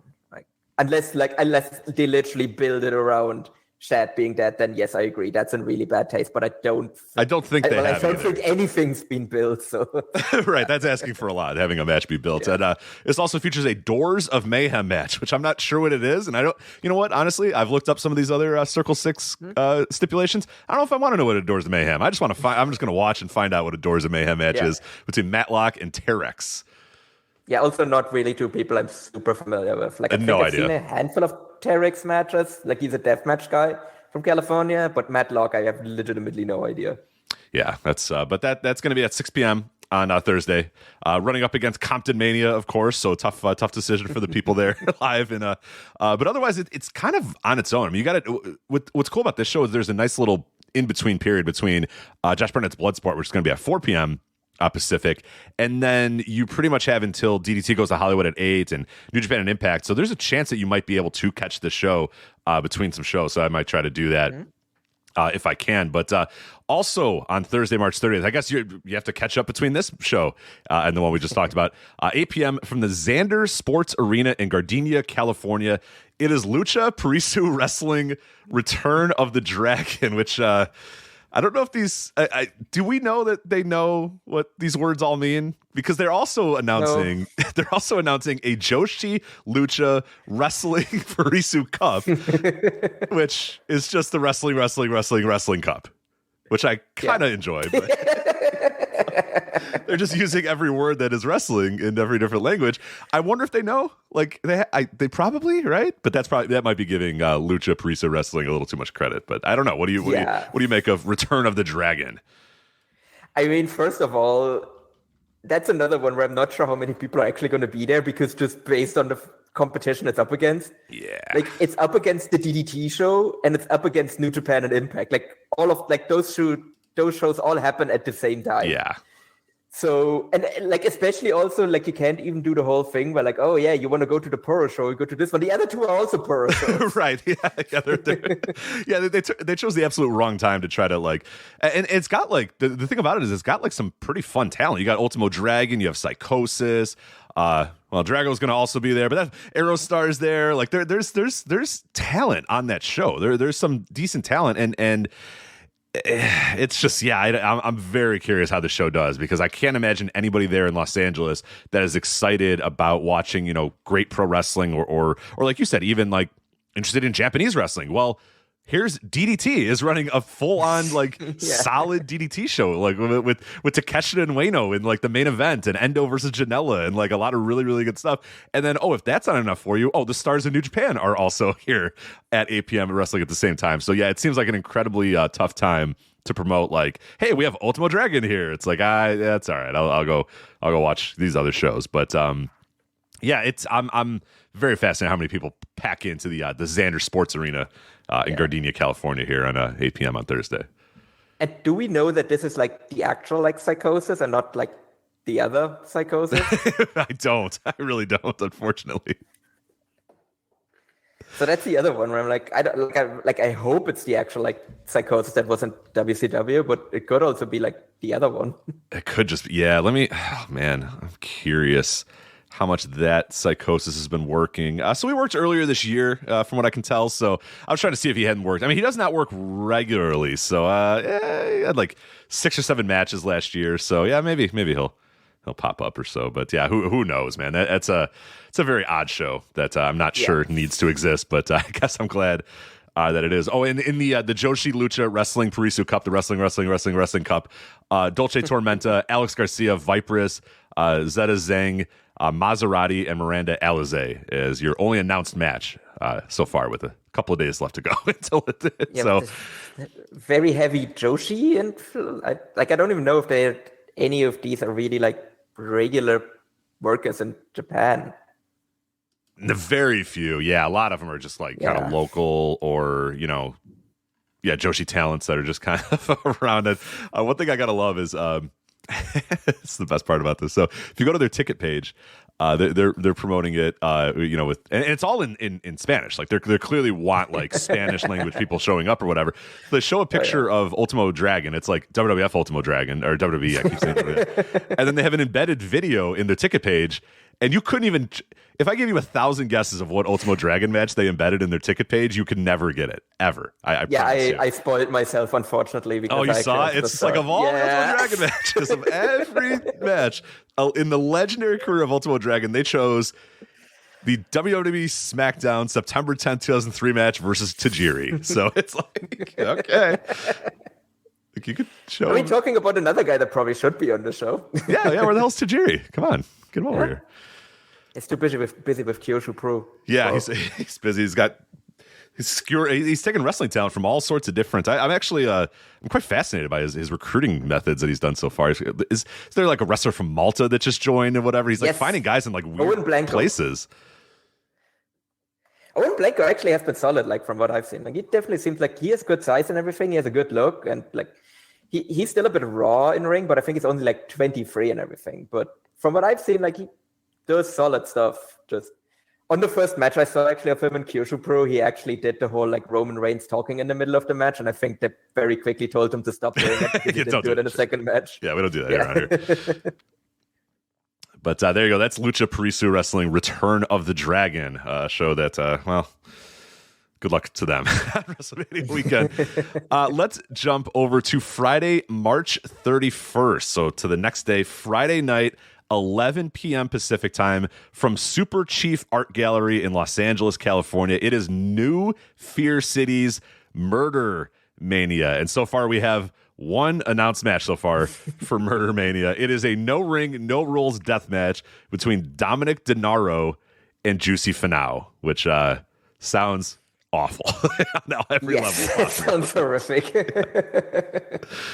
But also advertised for New Fear City Murder Mania is beer, blood, babes, and art party. So the much less cool of all those, the art party. I mean, I know it's at an art gallery, but come on. Beer, blood, babes, and then art. Yeah. Gross. And they even announced that it's free beer, which okay. That actually would draw me to that show. Where I'm like, okay, yeah. How much free beer though are we talking? Did they state how much free beer you can have? No, it just says on the announcement that match announcements will be happening today, and there will be free beer. Okay. Babes and free beer. I'm in. I guess the art's fine let's too. See, okay, yeah. let's see how much a ticket costs. And then I'm like, if it's $25. Oh, they got to give you at least two beer. Yeah, exactly. Yeah, you can do 2 or 3 beers in the hour or so that the show's probably going to last. So it's not bad. And as you pointed out when we were getting ready for the show, they did before they announced the match, they did announce that the NFC dancers, the New Fear City dancers, were all going to be there. Including Lolita, what Xochi Moon, I guess would be how to pronounce it. I'm not sure. And then Happy, whose Twitter account is @HappyBunBuns. So she will be there as well. That's the babes portion of the beer, babes, and blood and art show. So look, you have to have your priority state. You need to announce the dancers before you announce any of the matches. Yeah, the free beer and the babes. I you know what? I can't hate him for it. It's got me. If I was in LA, I'd be like, all right. How much free beer and how many babes? Like, let's talk. Yeah. Based on the match announced so far, I would absolutely rather go there for the free beer yes. than Dominic DeNaro versus Juicy Finau. Yeah, and a no rings death match. Good God. Casanova Valentine will also probably be there too because it's his company. So I'm sure he's going to do something, hopefully, at that show. But there you go. That is New Fear City Murder Mania at the Super Chief Art Gallery. And then finally, the last show from Circle 6. They're ending things out. And the last show of Saturday, and really one of the last few indie shows on this entire weekend, it is Circle 6's Barroom Blitz from Knucklehead Hollywood in Hollywood, California. That place is going to smell terrible by that time. There's been so much wrestling and blood and beer. And, oh, God, can you even imagine? At 11 p.m. And wrestling fans, most notably wrestling fans. At 11 p.m. Pacific, Knucklehead Hollywood. Zachary Wentz versus AJ Gray. A dream match, a main event really in any building, in any arena. Vinny Massaro versus Rob Schitt, and Casanova Valentine versus Matthew Justice. What about what can you tell us about Circle 6 Barroom Blitz? Mm-hmm. I mean, has Wentz kind of uncanceled himself now, or is he still canceled? I don't know, because he's in a lot of places, and like he's in places that I would think that because he's doing a lot of the stuff with Circle 6, and like people are kind of cool with Circle 6. Like I think a lot of like your those sort of fans that would get upset about like canceled wrestlers being on shows would like enjoy Circle 6. So I don't know if it's official that he's been taken off the list or not. But here he is, and I guess he's gonna post through it. He's gonna wrestle through it and see what happens. I mean that has the potential to be like a pretty good match though if they get a bit of decent time here, because I think both of those are like pretty good wrestlers. Oh yeah. So that's nice. I mean, Vinny Massaro was Rob Schitt. I mean, this guy named Rob Schitt. Like, I don't think you can really like expect a lot here. Oh, the state of the Indies, Rob Schitt. But honestly, Casanova Valentine, Matthew Justice, they're probably going to tear that place apart, right? Yes. Like that has to be a death match. Like it doesn't have like announced stipulation, but that has to be like Like they have to bleed just all over the place. Yeah, like tear apart the bar, like destroy all the bottles, destroy everything, and just get out of there and just like leave town and never come back. Is what I'm I mean, guessing. it is the last. It is, yeah, exactly. Like it's the last show, so you might as well just go fuck it and just like tear the entire place apart. Right? Yeah, they'll send you a bill, but like, you just change your address, they won't know. You know what I mean? Yeah. Like, so just destroy it. Yeah, because it's the final. To Circle 7. Yeah, right. Yeah, no. Circle 6. That's no way. I don't know. No, that's not our company anymore. We're Circle 6. Yeah, it seems perfect to be those two guys, especially to just tear the place apart and just completely have it up for grabs, which might be pretty fun if you're watching on their YouTube channel, if they haven't been banned yet for numerous violations of Twitter YouTube policies. If there's any kind of upper deck in there, then like Matthew Justice will probably like jump off of that for like the bar counter or some shit like that. Oh yeah, it's gonna be nuts. I'm trying to look at the venue to see if it doesn't look like there's so you might just go off the roof of the actual building itself then. I don't know. It's the other thing too is this like a very tiny place. So I don't know, because there's an outdoor section and then there's an indoor section. For what I've seen, the indoor is like incredibly small, but then the outdoor is kind of big. So I imagine most of the stuff's going to take place outdoor, but it's also not that big of a venue either way. So I don't know. No. I hope they don't get too many people that show up to the show, because they might just get shut down by the fire department or the fire marshal. But we'll see. It should be fascinating. Circle 6. So I appreciate them doing something a little different this weekend, though, trying to compete with the Collective, trying to compete with GCW. So doing, hey, our stuff's free. It costs you $6, and it's just a bunch of things happening for. They announced 30 plus hours, but they're like 12 hours short at this point, so I don't know if they're going to get to 30 plus hours. But have you seen that? Have you seen the picture of what the knucklehead looks from the outside? Yes. It's just a black box. Right, it's perfect. It's just like it is. But they have kind of like a little like area, I think, that sticks out a little. So like that's something Matthew Justice can just jump off of like onto the sidewalk. Yeah, see, that's what I'm seeing. You're seeing the same picture that I'm seeing. Yeah, that thing, he could jump off of that for sure. And there's like, I'm seeing these pictures of like wooden like benches and wooden tables outside in their patio. Like someone's going through one of those too. Yeah, for sure. Matthew Justice. There's a furniture store next door, so like you can even grab some stuff from there. Oh god, that place better lock their door than padlock their doors, because Matthew Justice is coming to town and he's gonna wreck some shit. So there you go. That is the Circle 6 stuff, and that is everything that you wanted to cover, Paul. But before we let you go, anything else from this Mania weekend that's kind of caught your eye? Any shows that you're looking forward to? Anything that's got you excited about Mania weekend this year? Mm-hmm. Yeah, I would say really like the New Japan show and the DDT show. I think I like the two that I'm looking at. Like, obviously, I literally can't watch both of them at the same time, unless I just put them on separate screens. So I think that one I'm really looking forward to. Like the DDT versus GCW show, like I think that one actually could potentially like be interesting. Minus maybe Bossy versus Pheromones. I think I'm gonna skip that one. I think I'm probably good. Smart. Yeah, that show looks pretty good, and then that match also is on that show. So yeah. And then the ROH card, I think that one probably will be it's either that one or the Impact New Japan show. I think will probably be like the shows of the weekend, because they just have the best cards. They just have the best talents. Like, yeah, the Ring of Honor show, pick, but like they're just good. Yeah, the Ring of Honor show is like an embarrassment of riches, and there's one match that's not even officially announced yet. That's just like fucking awesome.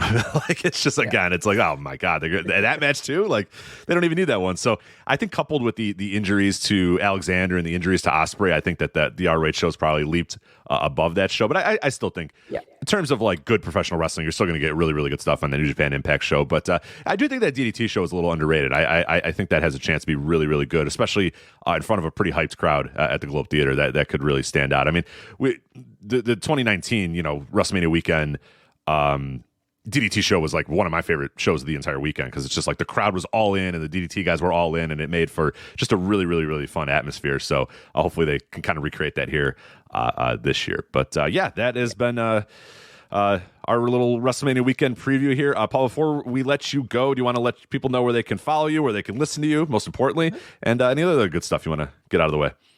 Yeah, so you can listen to me and Gerard cover All Japan Pro Wrestling, which is a really good and hot promotion right now and very enjoyable, and Pro Wrestling Noah, which is not. which has a green logo. They're really cool. They have a great logo. Well, I actually really kind of don't like that logo, to be quite honest. I actually even liked like the red one they had before more. But they have a good roster at least, so maybe they will recover when they use Jake Lee as a fall guy to blame all of their woes on him, and then maybe they clean up their act. But hope dies last, I guess. But yeah, no, you can listen to us on this very network and on our own feed as well. The Emerald Flow Show. Generally, about every other week is when we record, unless there's like a really big show where we come back maybe like a little bit quicker.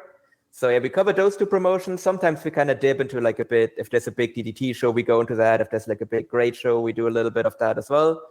So yeah, listen to us. And you can also follow us on Twitter at Emerald Flow Show, on Instagram as well. Haven't really been posting there though. And yeah, that's about it. Absolutely, and this I can't recommend this most recent episode enough. Just talking about the Jake Lee title win, which is just a big time move to be done by Noah, and you guys did a great job covering the pros and the many cons of doing that. So I mean, Jake has Jake has just become our mascot in a weird way. He really has, yeah. When I literally made a YouTube video about all of our highlights from our first year of us talking about Jake Lee, because I was like, well, he's out of all Japan now, so let me just recap, because he really was like the thing that we talked about a lot on our first year, so it's like a nice goodbye, and then this fucking motherfucker just walks straight into Noah and wins the belt. Wins their top title, yeah, with the prestigious GHC title. He's one of a few men to stamp his name as both the Triple Crown and the GSC champion. And the other list of people, it's like, somebody, I forget, I think it was on our Discord or something, was like, so is Jake Lee like the worst guy to hold both those titles? And I was like, yes. Very easily, yes. Very easily, by a million. Look at the other people that have done that. Yes, he is worse than Kenta Kobashi. Indeed. I would say a hot take, but it's like maybe, yeah. Yeah, it's I think someone actually in the Discord, in our Discord channel, did the whole Simpsons meme with where Mo throws out Barney, and it's just us, and it's Jake Lee. We were throwing out Jake Lee, and then Jake Lee just pops up right behind us. Yeah. It's like, oh, damn it. Incredible. But Emerald Flow Show here on the Voice Wrestling Podcast Network. Paul, thank you so much for helping us preview WrestleMania weekend, and we'll talk to you again soon. Yeah. Talk to you later. All right, and our final person that's going to help us cover WrestleMania weekend. Yeah, you have the tough task of closing us out here, Kevin. It's Kevin. I already said it's Kevin. It's Kevin again. Hey, how you doing, Kevin? How are you? I'm doing well. How about you, Rich? Doing well. So yeah, we got our annual WrestleMania weekend preview show here. We're going to do. You and I have talked about Joey Janela's Spring Break numerous times. We're going to finish with that. I think that's a good way to kind of conclude the WrestleMania weekend preview show. But let's talk about a couple of other shows before we get to that one. We're going to start with Thursday, March 30th's Crimson Crown Wrestling Violent Wrld. And yes, Crimson Crown Wrestling showing up here and running a couple of shows in the famous Florence Arena in Los Angeles. They're kicking things off on Thursday at 11 a.m. with Crimson Kingdom, and then coming back here at 2 p.m. with Violent Wrld. And now Violent Wrld is obviously, by looking at the card and the people booked, is a deathmatch show. And you are a little bit more involved in the deathmatch scene than I am. Is this a show that you think is going to be pretty good, or what's your read on Crimson Crown Wrestling Violent Wrld? So I was going to watch, their shows are on YouTube, so I'm assuming that the show is going to be on YouTube at some point as well. I was going to sit down and watch one of the shows. I just didn't get time. But I know that this is Supreme, who is like a older California deathmatch legend from the early mid-2000s who passed away a few years ago. This is his daughter's promotion, I believe. So my read on this is that it's going to be one of the scummiest, sleaziest cards of the entire weekend. If you just want scummy death match wrestling by people that probably aren't trained, this is the show to watch. You don't think Ricky Stoner and Scotty Stoner, the Stoner brothers, are not trained? Are you kidding? The Stoner brothers, they might be the ones that are trained. That's my guess. Yeah. If you have an actual gimmick tag team, you might actually be trained. But yeah, I have a feeling that this show is going to be. There's probably going to be something gross on it. There's probably going to be something like really crazy on it to about 30 people. I can't imagine making this a choice unless you're somebody that goes to Crimson Crown shows routinely, but I'm sure that there are some people like that. So, I mean, if you are watching WrestleMania weekend and want to just reset your brain afterwards? Because I don't think this is streaming live. As far as I can tell, I wasn't able to find any live streaming information. So this, I think, is you're gonna have to be there live, or like you said, eventually it'll pop up on their YouTube channel or whatever. But right. So if you just want to reset your brain with probably the sleaziest, scummiest type of deathmatch wrestling possible, this is the weekend for you. I mean, GCW is not really doing any death matches.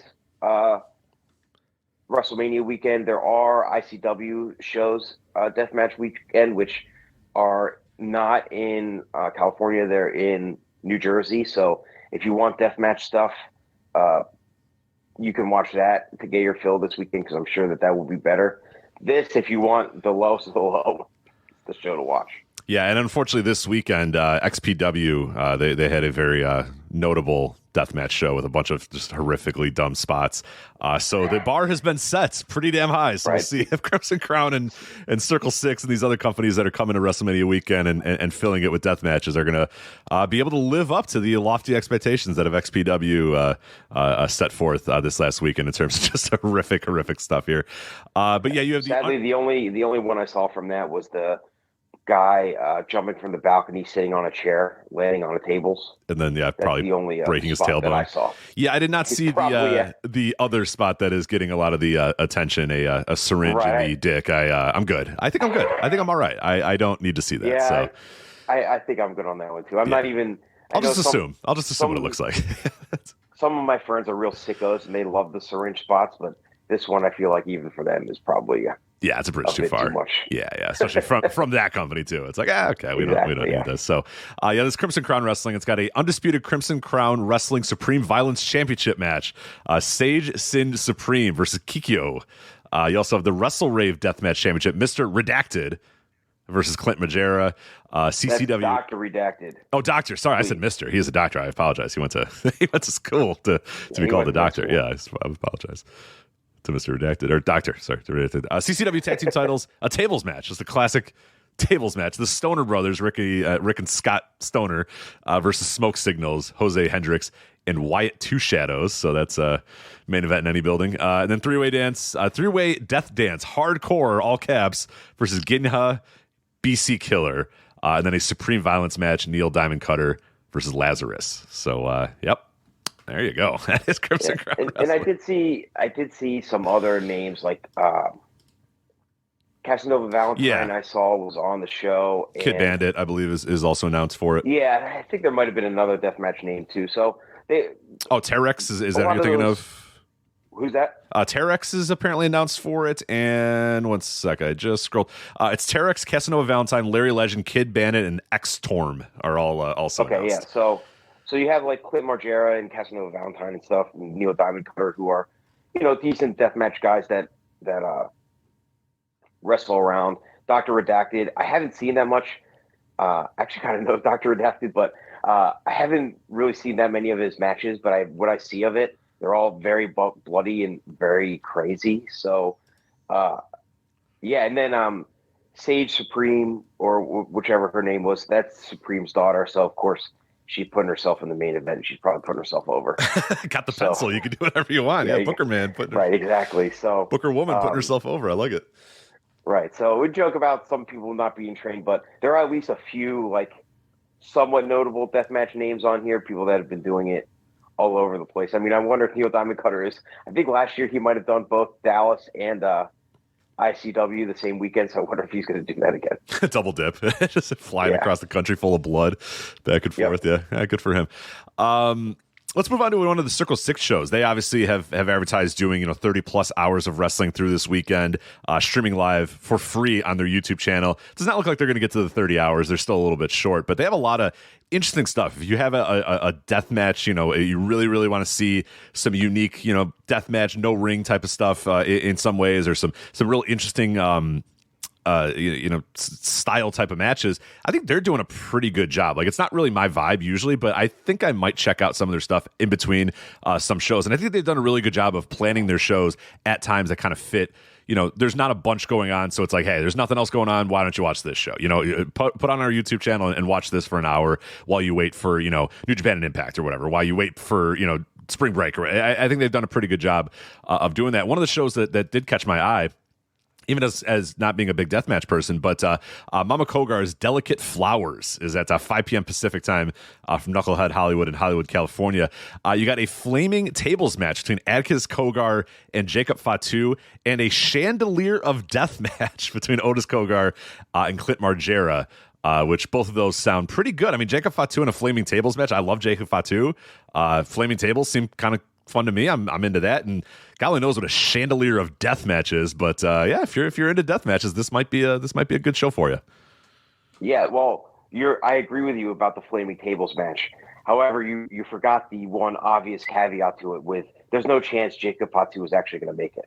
Right? I don't know where he could go. He's from California. Like it seems like it'd be so easy to find him. But you're right. He has missed several California bookings. You and I both know Jacob Fatu is not showing up to a flaming tables match. Come on. But yeah, I mean that sounds fun.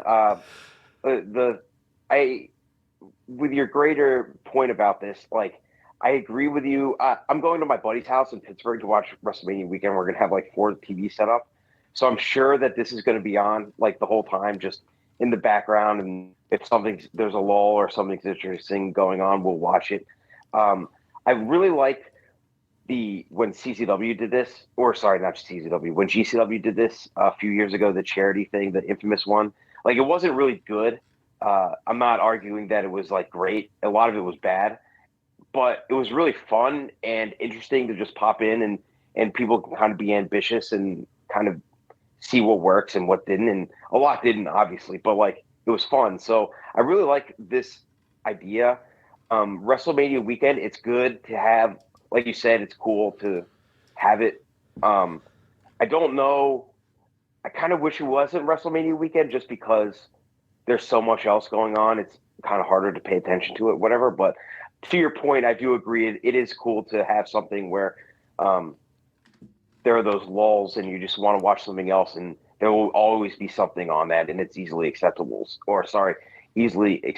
So, yeah, that's fun and interesting. And I mean, these hour-long blocks on these type of shows are really smart, where you have a little different vibe, a little different theme, and you can kind of, pop in and see something different whenever you do. So, yeah, it's definitely not a show. Like if your point is exactly right. Like if I had a second TV, and I might have like a TV and a laptop going the whole time. Like I might just throw that YouTube channel on in the background and just look over, to check out what's going on over there every so often, see, and I like the idea that it's just going to constantly be going. Like I thought originally they were going to do 30 straight hours of streaming, which would have been incredible because then I'm thinking, oh man, at like 4 a.m. you're just like, yeah, you know what? Let's see what's going on at Circle 6. But it does appear that they are going to take a break at night. So that's, and I was also wondering, can you sell alcohol at like 5 a.m. at a bar in California? It appears no, you cannot. So the bar must close. So they will have to take a little bit of a break. But yeah, it's going to be, I think it's a fun. I like their approach. I mean, obviously they're trying to compete with GCW. They're trying to compete with the Collective. They're saying it's like $6 to get into this Knucklehead Hollywood, and then you can just stay there the whole day. It's free to watch on YouTube or their Facebook page. So there's a lot of. I think it's an interesting approach. Like you said, there's so much going on, but I do think them trying to fill in the gaps of saying, hey, if there's even a second of downtime and you're like addicted to wrestling as you are on this weekend, and you just want to watch everything, then like we'll be here for you. And I think that's appreciated that they're going that route. So. And one last Circle 6 point is that it was pretty controversial, obviously, when everybody left earlier last year, like Cogar and Ricochet and Page and stuff. They left GCW and they went to Circle 6. But kind of since then, they've been in their own bubble, and they haven't really crossed the lexicon too much. I mean, GCW obviously went down from where they were last year, but like they're still around and they're still doing stuff and they're still doing high-profile things and get oxygen. But Circle 6. They haven't really too much gotten that. They just kind of stay in their lane and do stuff. So whatever is possible to get people that haven't checked it out or haven't kept up with the guys in it since that split is a positive. And putting it all on a Twitch stream, a YouTube stream on WrestleMania weekend, that's a good idea to kind of get some life back. Yeah, a little bit of a loss leader. Like they're probably not making money this weekend, but at the very least, they can get people to know what Circle 6 is and be aware of it. And I've always said about them, their branding is good. Like their graphics look cool. Right. Their YouTube channel looks cool. Their Twitch stream, when it's not banned, looks cool. And they're going to apparently go back to it this weekend, which I would say is not. It's probably going to get banned again. But hey, good for them. Judging by they're some more of in the the shows. conversation now. Yeah. They're more in the conversation now than they have been. So, and Right, more yeah. than like Crimson Crown is. So For sure. And I think the strategy of running like 19 different 1 hour shows or whatever is pretty interesting. You know, like it's bull. It's a weird way to do it. Instead of just loading up one show at like 3 p.m. on a Thursday, they're just running, 1 hour shows throughout the entire weekend, which I think, I don't know. I find it interesting.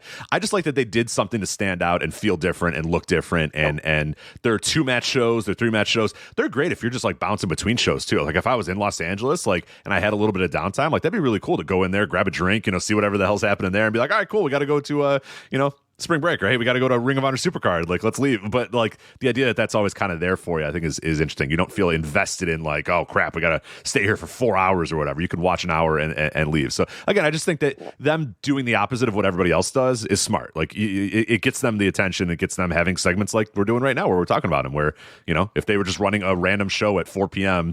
and it had 7 death matches on it, I mean, we would talk about it and then go, okay, that's the end of that, and then move on to everything else. But they've continued to come up in discussions like this. that GCW show had this hour block things, and people were talking about it all day. Like, yeah. Mm-hmm. I woke up at 8 o'clock and turned it on in the morning and was watching like a Camp Leapfrog Cybernetico. Yes, I remember the exact match. Like, yeah, I was the same way. It was great. This is like, eating cereal, watching wrestling. Like, I was like, let's go. This is fun. Yeah. Yeah, exactly. So, like, I mean, the hour blocks are kind of really smart and fun. So I don't know if this is going to be good, but like we said, it'll be worth having on, checking out. Maybe there'll be something good. Let's go to you mentioned GCW, and they're doing a pretty fun show here with DDT, because DDT is coming over. They're doing DDT versus GCW, 3 p.m. Pacific time, and that is on the Friday, March 31st, also from the Ukrainian Cultural Center, where all the collective stuff is going to be. Best part about this, and really all the GCW stuff, is it's all going to be on Fight Plus. So for $7.99, you get everything that's going on at the Ukrainian Cultural Center the entire weekend.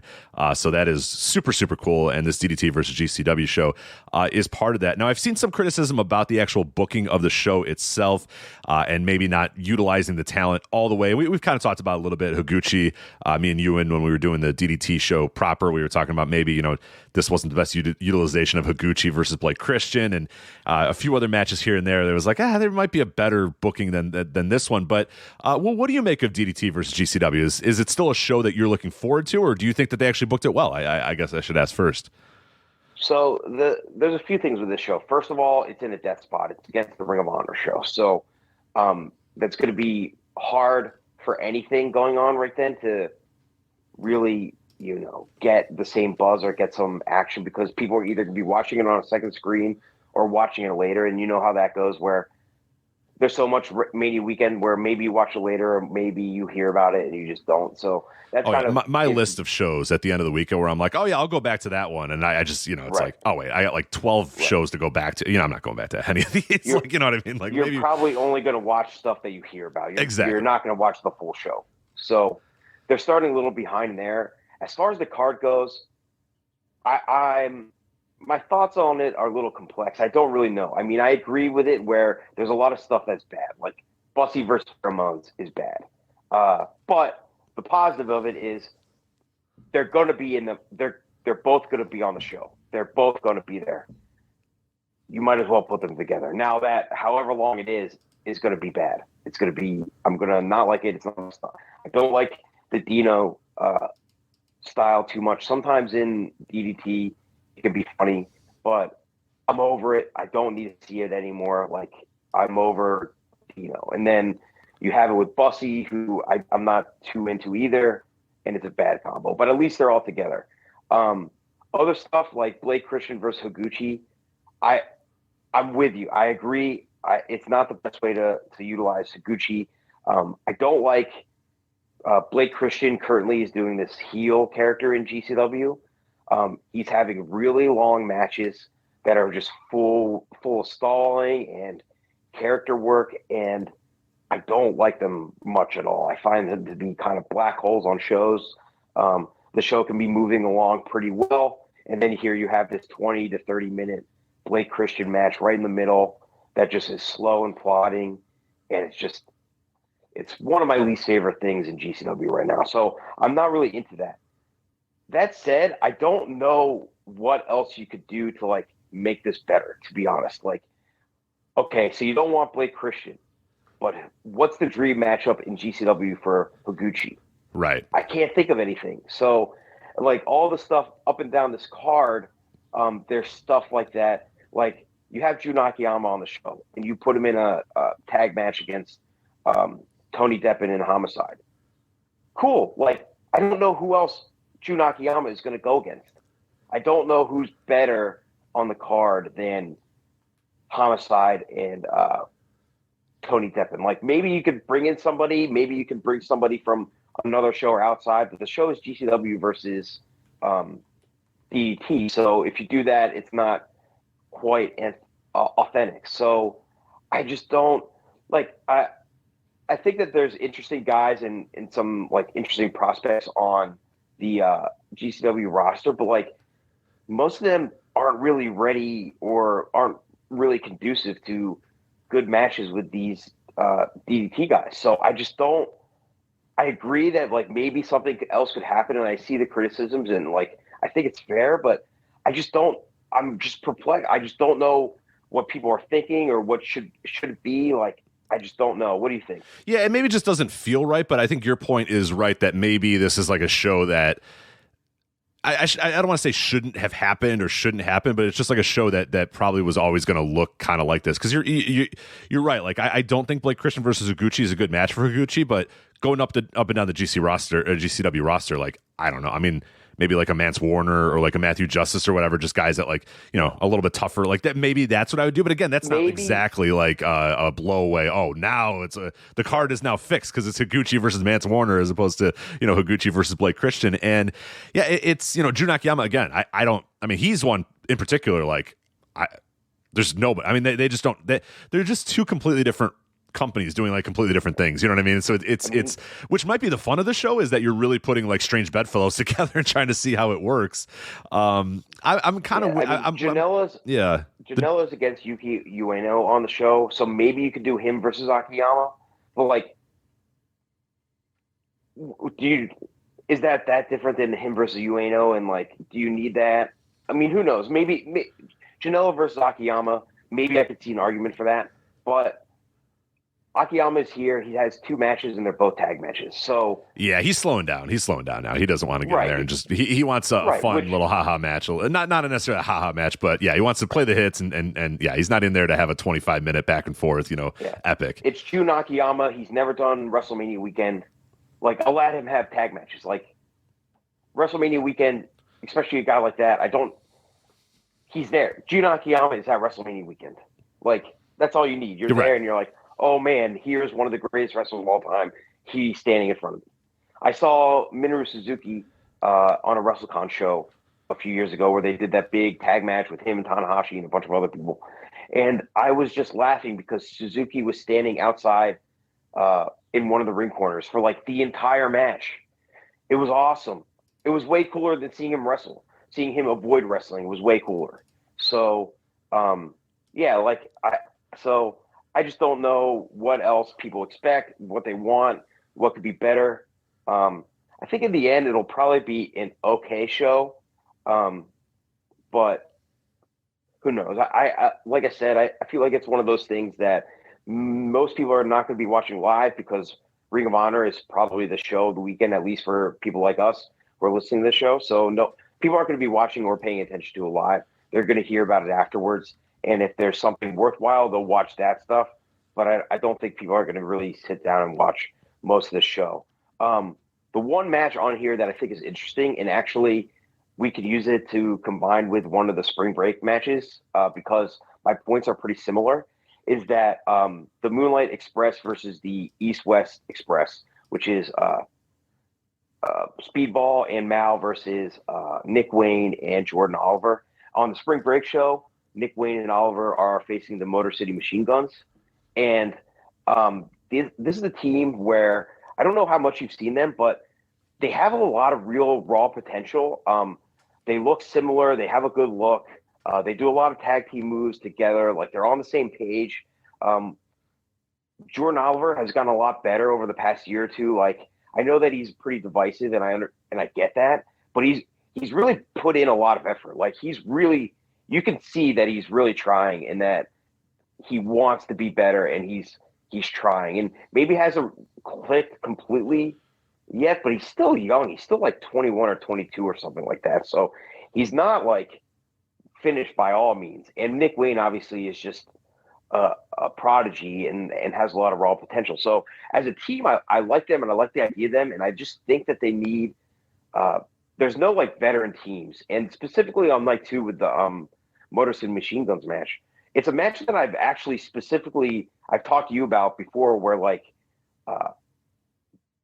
the Motor City Machine Guns are exactly the team, and it's exactly the match that a team like Oliver and Wayne should be having. Like, I don't think the match is going to be that great, but I mean, it'll be good. I don't think it's going to be like great, because Motor City Machine Guns don't really have great matches anymore. They just have very solid, good matches in the middle of cards. But like, this is the type of matches that they should be having. And Mal versus Bailey's the same way, where you have this team that's been a team for a long time and are good. I mean, Speedball is one of the best, most consistent wrestlers on the indies right now, and Mal is a madman. So you have them against this younger team. That's exactly who they should be going against. So I like the matchups from those perspectives, and I think that it's good. I mean, there's not that many high profile indie tag teams right now. Like, you'll see on small indie shows, there's tons of teams where you go like, oh, cool, that those guys are working together, that's a team. But there's not as many like elite ones and traveling ones and that type of thing. So if Wayne and Jordan Oliver can become that, fantastic. And so these are the type of teams that they have to be wrestling. So I really like the booking for that. And specifically when they mentioned the Motor City Machine Gun match, I was excited because I wanted it for a while. Yeah, I think it's a big weekend for them, and I've been talking in some other of these previews about them, and I think it was Jon Hernandez and I that were talking about how they may have just kind of stumbled upon the exact perfect way to use both of these guys, and especially at this time in their careers, because GCW obviously did the Jordan Oliver thing where they I mean, that guy was like front and center on GCW shows for like months upon months upon months. Felt like years at that point, where he was just in big time matches, in big time main events, pushed as like the next big guy, the next big main eventer, the next big thing in the company. And there was some pushback on it, because obviously I don't think he was ready for that spot at that time. And you saw it in a lot of the matches, and you saw it in the way that he wrestled. And Nick Wayne is kind of the same way. Like, he popped up when he was 16 or whatever and was doing stuff that was incredible. And then people sort of, maybe, I don't want to say got tired of him, but it was kind of like, all right, so now what's next? And it's like, well, I mean, he's still like 19, so now it's going to take a while till there's a next. And I think that it was too much too soon for both those guys, and now they've come together, and it's a perfect team. Like, I don't know, I don't know that these guys want their entire careers to be, hey, here's this like really incredible, great tag team. They might not, it might not be the worst thing for them, to be honest. Like, I think that they could do this thing for a long, long time and make a lot of money doing it.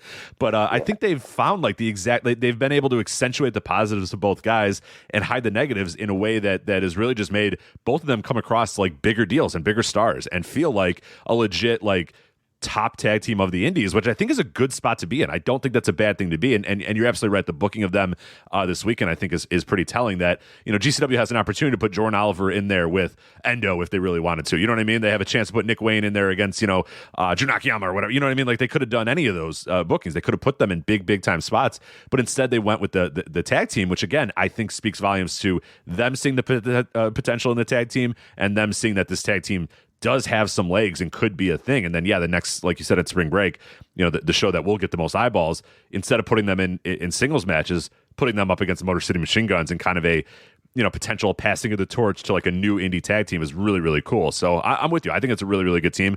I think it's the best use of both guys right now at this point in their careers. Yeah, I don't think this is the end game for either of their careers, but I think that it's a real logical next step for both of them. So, and like, Nick Wayne has the AW contract. If you brought in Oliver too, and they start working darks and that type of stuff, like, to me, that sounds perfect for that type of thing. Just a kind of low card tag team, like young guys that maybe you have something there at some point. Who knows? I mean, I don't want to get too far ahead with both of them, but like, why not? Yeah. So there's potential there for sure. You watch them, and it doesn't all come together yet, but you can see as a tag team, there's absolute potential with both of them. So for sure. Let's move on to our final show, the big one that we're going to conclude our previews with here. Friday, March 31st, Joey Janela's Spring Break 7. Yes, there has been 7 of these bad boys. Joey Janela's Spring Break 7. My, how the time has passed here. Ukrainian Cultural Center, obviously, where all the GCW stuff is going to be happening. Sorry, I said 8 p.m. 8 p.m. I said Joey Janela's Spring Break 7 at 8 p.m. Pacific time in Los Angeles. Again, all available on Fight Plus. This show so far, not as fully booked as a lot of the other spring breaks have been in the past, where by this point, usually, we're recording this on a Sunday, the 26th. We're only a couple days away. And usually, like, the spring break has 7 matches announced, 8 matches announced. As of this recording right now, we have Vikingo versus Mike Bailey. We have the match that you mentioned for the GCW World Tag Team titles, Motor City Machine Guns versus East West Express.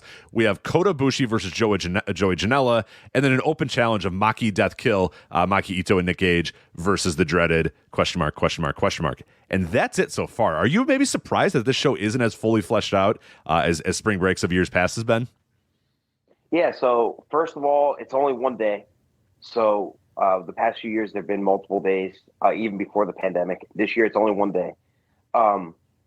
It is weird that hasn't been that much booked.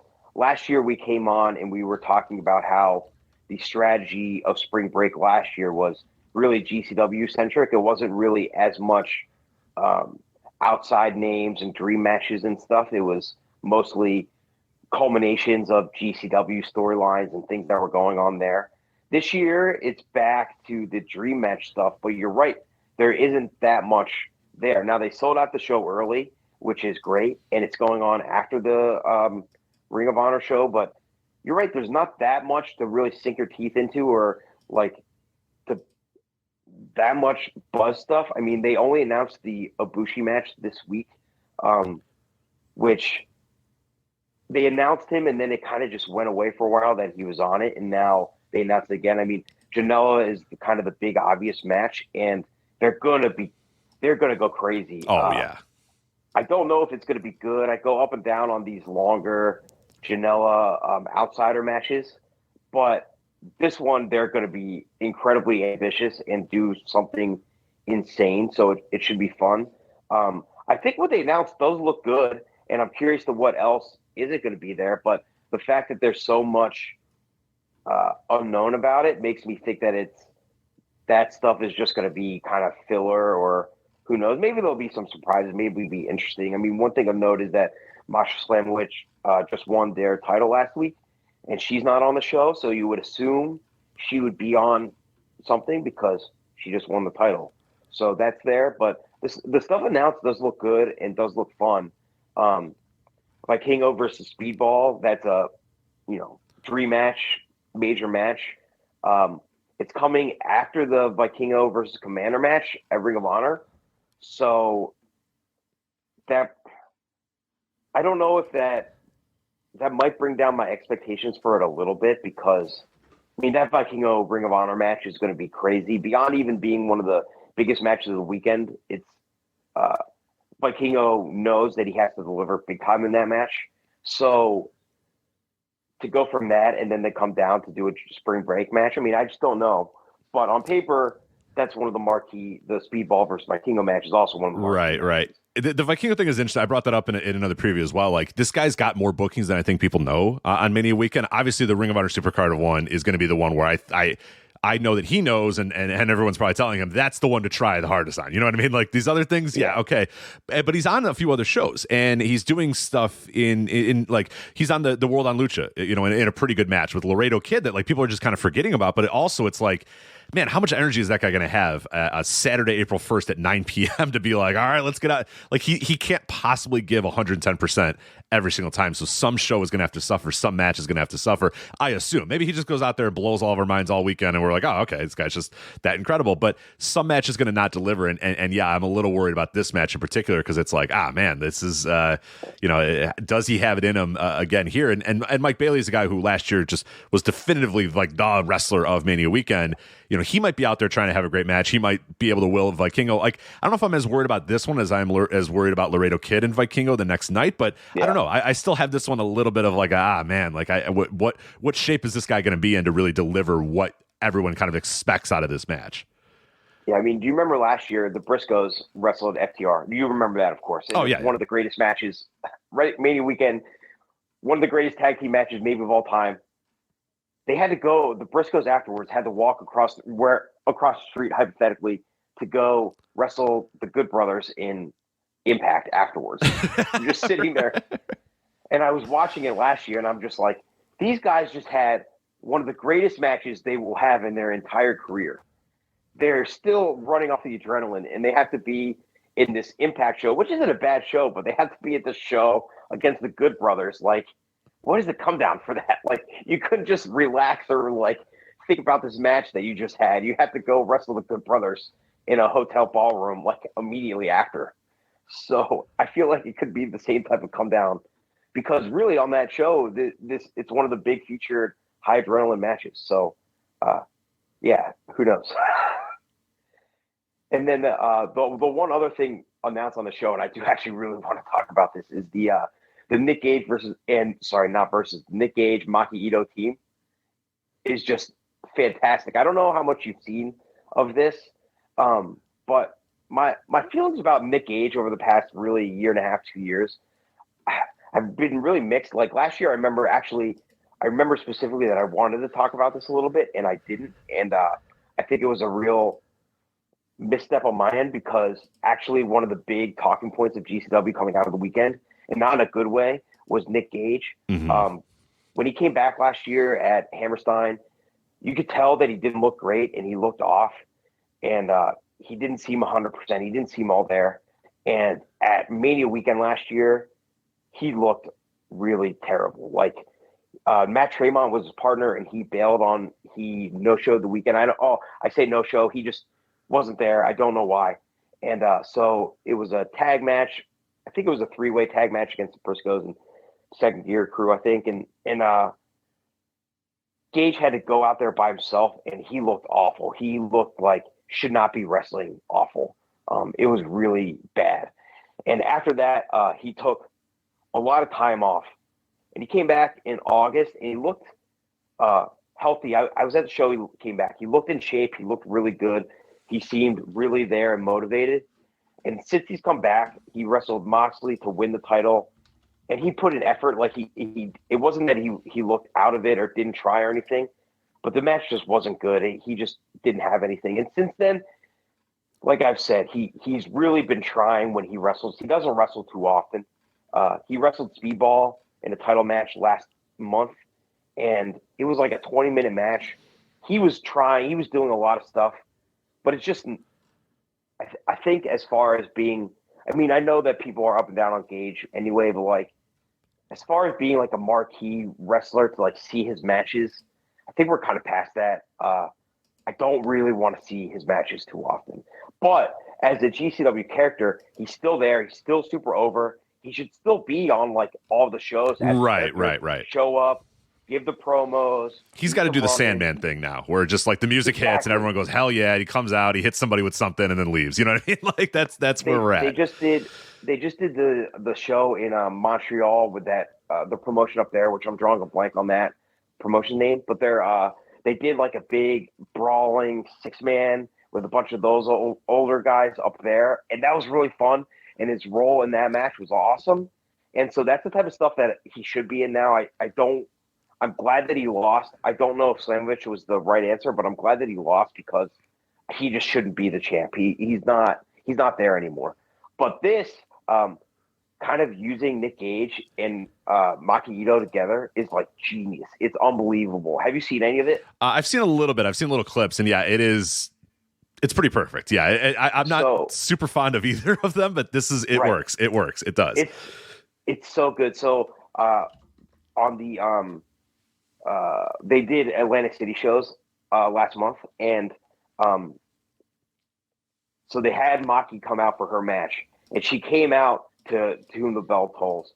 And the best way that I could describe it is that, and hopefully this makes sense, it's not like she's like trying to be Nick Gage, but she's trying to be Maki Ito trying to be Nick Gage. Yes. So she's walking out. She's not like hyped up the whole time, but she's walking kind of slow and like with this like funny, weird look in her eyes, slow, and then she walks over kind of mechanically to the chairs, and then she stands on the chairs and flashes the gang signs, and she just screams at everybody, and she's cursing, and then she'll just go back to her methodic kind of badass walk, and then go to the other one and do exactly that. And it's so funny, and so like it's really good. And her and Gage are just like perfect foils for, or like they play off each other really well. And I would never have thought about this to do, and it kind of just developed naturally as just two of the more over people in the company. Like they kind of would gravitate to each other, especially in GCW where it's so Gage centric all the time. But it works so well, and especially here doing it. I don't know if it's going to be one night only or not, but doing it in an open challenge where it doesn't matter who they wrestle. Like actually, it's probably better that they don't announce who they wrestle, that it's just there. It's like a smart, fun thing. It's a great way to utilize Gage. It's great way to utilize Maki, especially in a women's division that, like, you know, she can be up and down as far as her actual matches. Characters there, but the matches aren't that great, much like Gage. And it's not like there's any dream matches or anything for her in GCW. So perfect way, just get them on the show. That's all that matters. I don't care who they wrestle. I just want to see them like together and the hijinks or whatever there. So that should actually be like tons of fun. I'm pretty excited about it. No, I think that's probably where we're at with Gage right now. Like the idea, he should not be in main, you know, title pictures. He should not be in main events type of things. He's either got to be the Sandman, like you said, where the music, because people still want to hear the music and scream and yell and just watch him do a couple of things and then get out of there. Like nobody needs to see 20-minute Nick Gage matches anymore. But, you know, do that sort of stuff. And then, like you said, roles like this, I think, are performed too, where it's kind of not wink, wink, nudge, nudge, but you make all of the attention on like the aesthetics of him, and the you make all the attention on like, well, look how weird this is, or how strange that, you know, instead of just like take everything away, accentuate all the positives that you get with Nick Gage, which is the entrance, the presence, the connection to the crowd, all that sort of stuff, and then hide the negatives. The pizza cutter, that stuff. Right, and hide the negative that, well, he can't really work anymore, and that's fine. You can do that. He is such a presence and such a, you can easily make it work with him. So I think this is a good way to hopefully kind of alter how you use Nick Gage moving forward. But I'm with you. I think it's a good way, and I'm not a huge fan of either of them, but it's still pretty damn fun, and it definitely works. It absolutely works. So it should be a fun highlight here. And then obviously you have the question mark of the team that shows up, and you know, Spring Breaks have given us a pretty, you know, they've delivered on some level. So I'm guessing it's not going to be like, you know, the second gear crew, you know, like it's going to be like a good team. Like I think it's going to be an interesting, fun team. It's not just going to be, you know, some random, you know, Dominic Garrini and Kevin Koo or whatever. It's going to be something cool, you know. I have no idea. I feel like it's going to be some sort of like jokey heel team that they can kind of squash or something, but I have no idea what it's going to be like. Is Glacier still around? Maybe you can get Glacier and really bring back the Alabama Doink, and Glacier could come for the challenge or whatever. But and one other thing, kind of good segue out of Glacier. I don't believe there's a clusterfuck this year. I believe I remember them saying specifically there wasn't going to be one. I might be wrong. I know they certainly haven't announced it, so I don't think they're going to do one of those. Which is probably for the best. I'm not crying. I'm not crying about that, to be honest. Like, I think they're fun, but they're absolutely, like, shoulders, so I can't really, like, justify them. But sadly, if there's no clusterfuck, we may not see the MVP of last year's WrestleMania weekend, Jazzy Yang, eliminate Josh Barnett again. So that's sad. Yeah, there's a little bit, and that's what I was going to say. I think this year's Spring Break all looks like a pretty fun show, but it does feel like it's missing a little bit of that fun factor that those Spring Breaks did have. And going back and, you know, I did a piece for our Patreon, going back and looking at the history of Spring Break or whatever, and there was always that fun little bit of it. It was always this like, hey, it's at midnight and it's kind of goofy and whatever. It's like the last show, but you know what? Screw it. Who cares? Just go and have fun and drink and yell or whatever. And instead they kind of went with like, hey, here's a pretty good professional wrestling show this year, which I don't mind, but it does feel like we've kind of lost something. Like, it's weird. It's kind of a double-edged sword in the sense that I'm like, I'm kind of looking forward to watching the show. Like, this looks like a really, really good show, but also like, oh man, it's not like, you know, we are losing a little bit of the uniqueness that was Spring Break. But the thing that's happened though, and I talk about it in that piece, is that like everybody kind of took that. Everybody kind of took what Joey Janela's Spring Break was, and now everybody else does that. Where at the time when Joey Janela's Spring Break came out the first time, it was like, oh, look how this is such a different show than what everybody else is doing. Everybody else is just having good wrestling shows. Here's Joey Janela's Spring Break to have, Dink and Glacier and Dan Severn and all, you know what I mean? Like that was their vibe. But now everyone has that vibe. Everybody has a wrestlers whatever with a bunch of weird matches and maybe retro things or whatever. So yeah, maybe Janela's Spring Break does have to sort of change and turn into just like a good wrestling show. Maybe that's the market inefficiency now is good wrestling shows on Mania Weekend. But we'll see. I'm sure there'll still be a level of hijinks, but I did appreciate that in the build to the match with Ibushi, Janela on Twitter was basically just like, I'm paraphrasing here, but he was just like, fuck it, time to be selfish. I'm taking Ibushi. You know what I mean? Instead of like, because in prior years, he'd like, you know what, I'll do this. He's like, no, let me have the good match. You know what I mean? Screw you guys. I'm having the good match. I'm having the main event. I'm the booker, man. I'm taking it. So I do appreciate that. If you look at all the spring breaks, we have a general idea of what spring breaks are. But if you look at all of them, they're all like slightly different philosophies. Like the earlier ones are those just fever dream cards. The second one, which is the one everybody thinks about, has kind of those fever dream things and some dream matches and then some matches that ended up being good. The year after that, they went kind of like outsider, like Japanese, like cool wrestling, Japanese fan in the know centric type of stuff. And then they did the Gage Ricochet and Page match as the big feature, the one after that. And so, like, they've all had different philosophies of, like, what they were trying to do with each one. So this one, I think, is just kind of, like, get some of the biggest names they can and just kind of utilize them and get big matches out of them. So, it's not a bad strategy, especially on this Mania weekend. No. Like, people are going to most likely want to watch the Ibushi match, and people are going to want to watch the Vikingo match. And not just GCW fans. Like, if you're like us and you're watching everything, you're watching that stuff. So more than last year. Like last year, there wasn't any matches on spring break like that. So I think it's a smart move, especially there's not that many. There's tons of stuff, but there's not that many like high profile, like current wrestling lexicon type of stuff to watch. Like I need to see this because it's the biggest match in 2023. So yeah, it works from that perspective. And I think they have a decent time. I know some people are kind of heartbroken they're not at like midnight anymore or whatever, but I mean they just gave this up. Like nobody is running Friday night really. I mean you have obviously SmackDown or whatever. Well, this one is midnight, really. Yeah, technically, for us. I guess it's 8 p.m. It's midnight. Right. Locally, it's 8 p.m., but midnight for most of the people. And so, which is fine with me. It's perfectly okay. Like, because it'd be horrific if it was midnight LA. That's what some people saying, like, oh, I wish it was midnight in California time. And I'm like, well, most of the people watching are not going to be staying up till 3 a.m. to watch this thing, but they're pretty much on their own. I've been to 3 of the midnight spring breaks. The first one in California or in Florida, the second one, the New Orleans one, and the night 2 in New York where they did like the clusterfuck. You don't want the midnight one. You don't want it. Like that New Orleans one was unbelievable. But you know what was unbelievable about it? The first 2 hours. The second 2 hours, that sucked. That was brutal. So you don't want the midnight show. I know it sounds fun. If you do it, you just want a 2-hour show. You don't want a show like Spring Break there. No, you do not want the 48-minute clusterfuck or whatever at 3 a.m. You do not want it. You do not want a 45-minute long Joey Janela versus Great Sasuke match. That hits the ring at 3:30 a.m. local time or whatever. It's like, no. Right. Like, the best part, I went back and rewatched it for that series that I was doing on Patreon. And so they come out and they're announcing, I think it was Larry Legend doing it or whatever at the time. And he goes, this match has no time limit. And you heard the crowd go, oh. I got back to my hotel room at like 5 a.m. Right. I had to be up at like 11 or 12 for another wrestling show in the same place.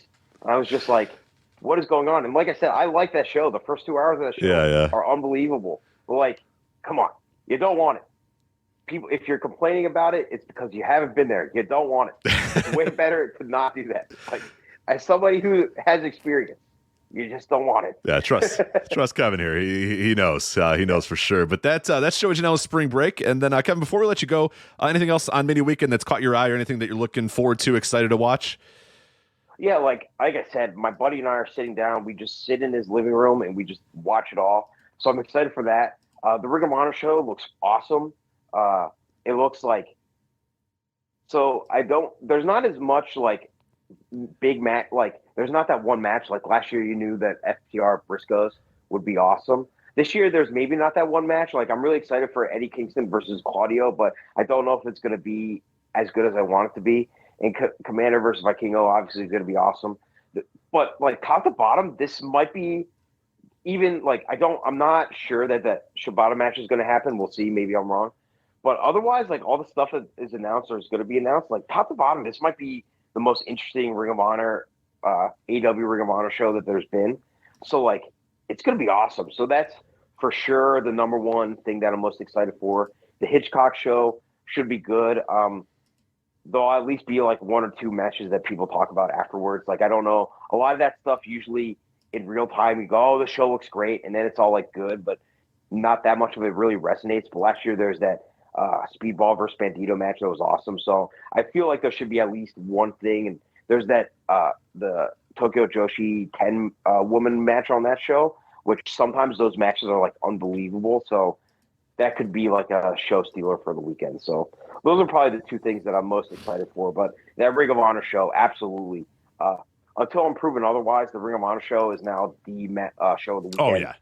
Going forward every year. It's an embarrassment of riches this year in particular. Like you said, there's even one match that's not officially announced that if it officially gets announced is like, oh, come on. Like now you guys are just showing off. Like that match too, you need that one too. It's not enough to have all the other shows. So yeah, I think especially with the injuries to Alexander and Ospreay, it definitely, I think, passed up the Hitchcock show, which is still a pretty good show on paper, as well as New Japan and Impact, which looked really good, but just got completely decimated by injuries to Mickey and Josh and Ospreay. So yeah, to me, Ring of Honor is like the show of the weekend. And I say, all jokes, I am looking forward to WrestleMania. There's enough stuff, particularly Cody and Roman is just like going to be fascinating on that level of like, how are they going to finish this? What are they going to do with this? Like, I'm just, it seems so obvious, but it is that company. So it's just like, are they going to do it or not? Like, are they going to finally have Cody win and Roman's going to lose? But it's this company, and they see, you never know. We all went into that New Orleans weekend being like, yeah, Brock's Roman's 100% going to beat Brock. There's no doubt about it. And then Brock just won. So it's like, you never know. You never know.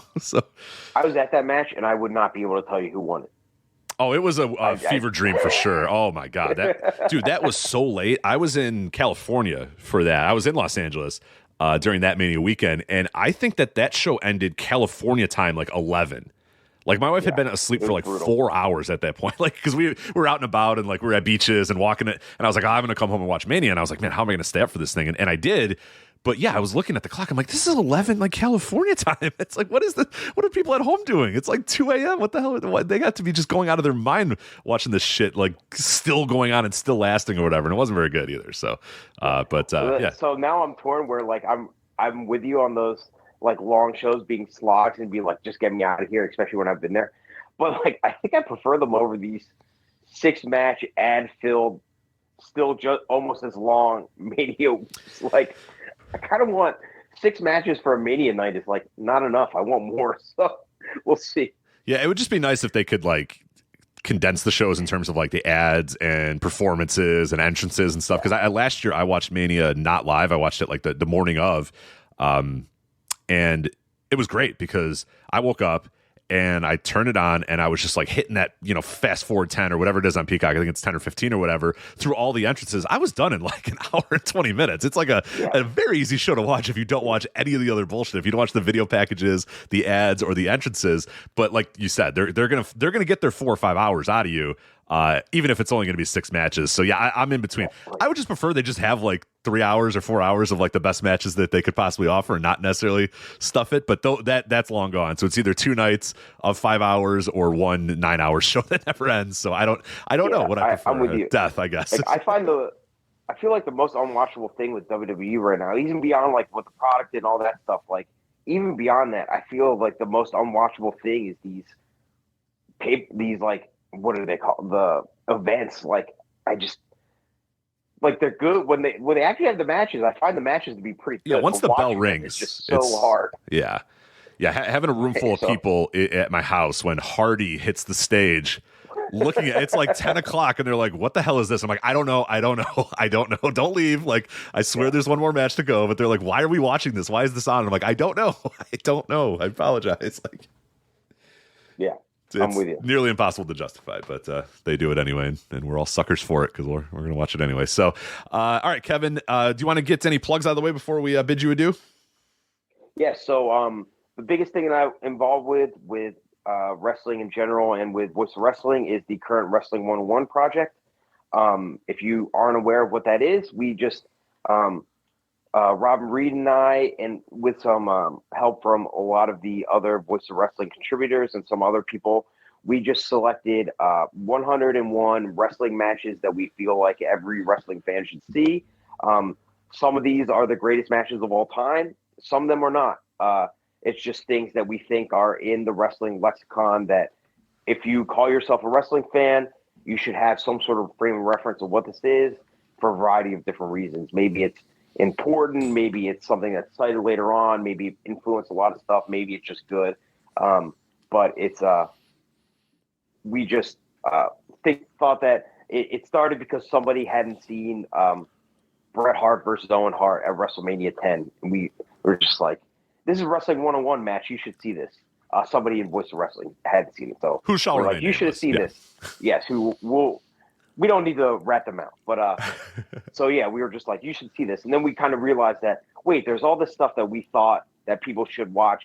Maybe they haven't watched it. And then in doing this project, we've realized that, a lot of people haven't seen a lot of this stuff that we thought was obvious. So every few weeks we're putting written pieces out with kind of testimonials about five of the matches that are loosely themed together.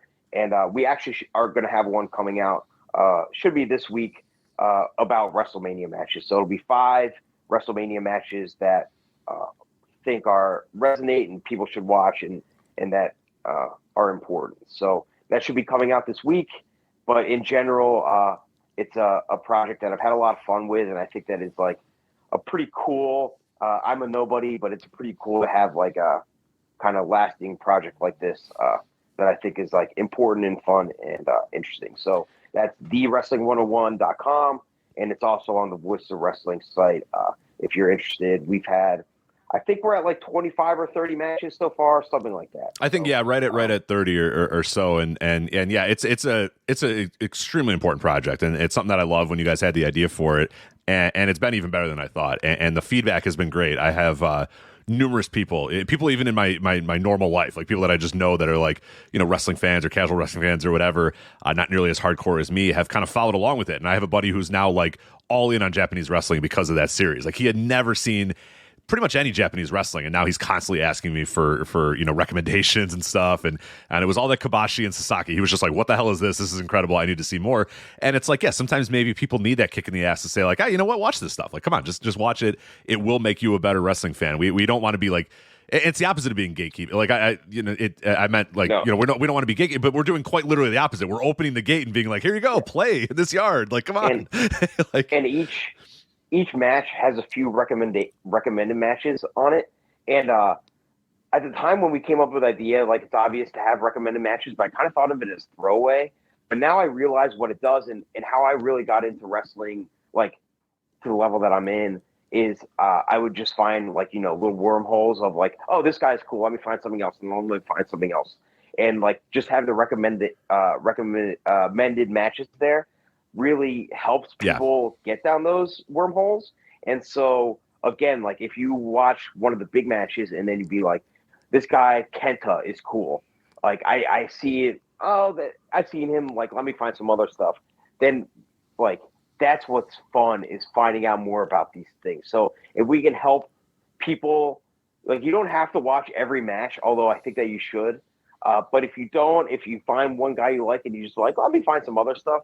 That's what I want. That's what is wrestling is fun. And that is, I think, has been lost. That's kind of how I process media in general, wrestling, music, etc. And I feel like with how accessible everything is these days, that people don't do that as much. But that's like how I process things. And that's how I really think is like really fun. So if I can help somebody else do that, that's what I like. That's what I find is fun. So absolutely, yeah. if you're Discovery is the best following part of of any sort of entertainment medium in my mind. Like that's what I love most about it. And you said it's weird that everything's as accessible as ever, but people don't seem to explore or discover as much as they used to, which is wild to me. But we're hoping to kind of change that a little bit and just say like, hey, here's matches. And again, like you said, they're not necessarily the best matches ever. Like I have one buddy who's like, hey, yeah, what's the next matches on the best matches ever list? And I'm like, it's not the best matches ever list. It's just matches that we think are, important for or significant or whatever for some reason or another. And yeah, a lot of them are really, really great matches, but some of them aren't just that. Some of them are also important for a multitude of reasons. So, what I think is fun about it too, it's not necessarily like the definitive list of the best matches ever. It's like, no, it's the matches that we just think are culturally important to this thing that we all watch and consume. Like Fire Road is not one of the best matches ever, but is one of the craziest matches ever. Yes. Yes. Like, is it a complete fever dream of a match? Yes. Should everybody watch it? Yes. Should you give it a star rating? Hell no. Probably not. No. So, you definitely should not. Yeah. Leave the notebook home for that one for sure. So Kevin, thank you so much. Sorry, go ahead. One more thing with that. There's a channel on the Discord about it, so I love to talk about the matches in there about it because I just love to talk about it. So if you watch any of it, come into the Discord, pop it in the Wrestling 101 channel. Rob and I will both be in there, and we love to talk about it. So there you go. VoicesOfWrestling.com/Discord to get involved in that discussion. Kevin, I want to thank you so much for doing this, and you have fun vegging out all weekend, sitting on the couch watching the 4 TVs. I love it. And you have a great weekend. Thank you so much for helping us preview. Great. Thanks for having me on, Rich. I love it every year.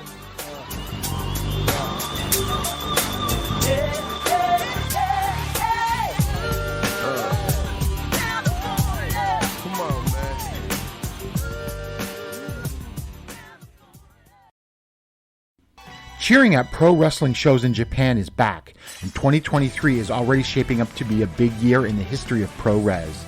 That's why you should listen to the Emerald Flow Show. From the Royal Road to the Green Mat, Paul and Gerard take you into the world of All Japan Pro Wrestling and Pro Wrestling Noah. Not only do we analyze events, but we examine business, who is getting over, what angles are working or not.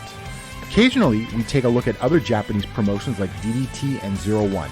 So if you're looking for more coverage of the world of Japanese wrestling, check out the Emerald Flow Show on the Voices of Wrestling Podcast Network, available on all of your favorite podcast apps. Hello everyone, my name is Taylor. And I'm Kelly.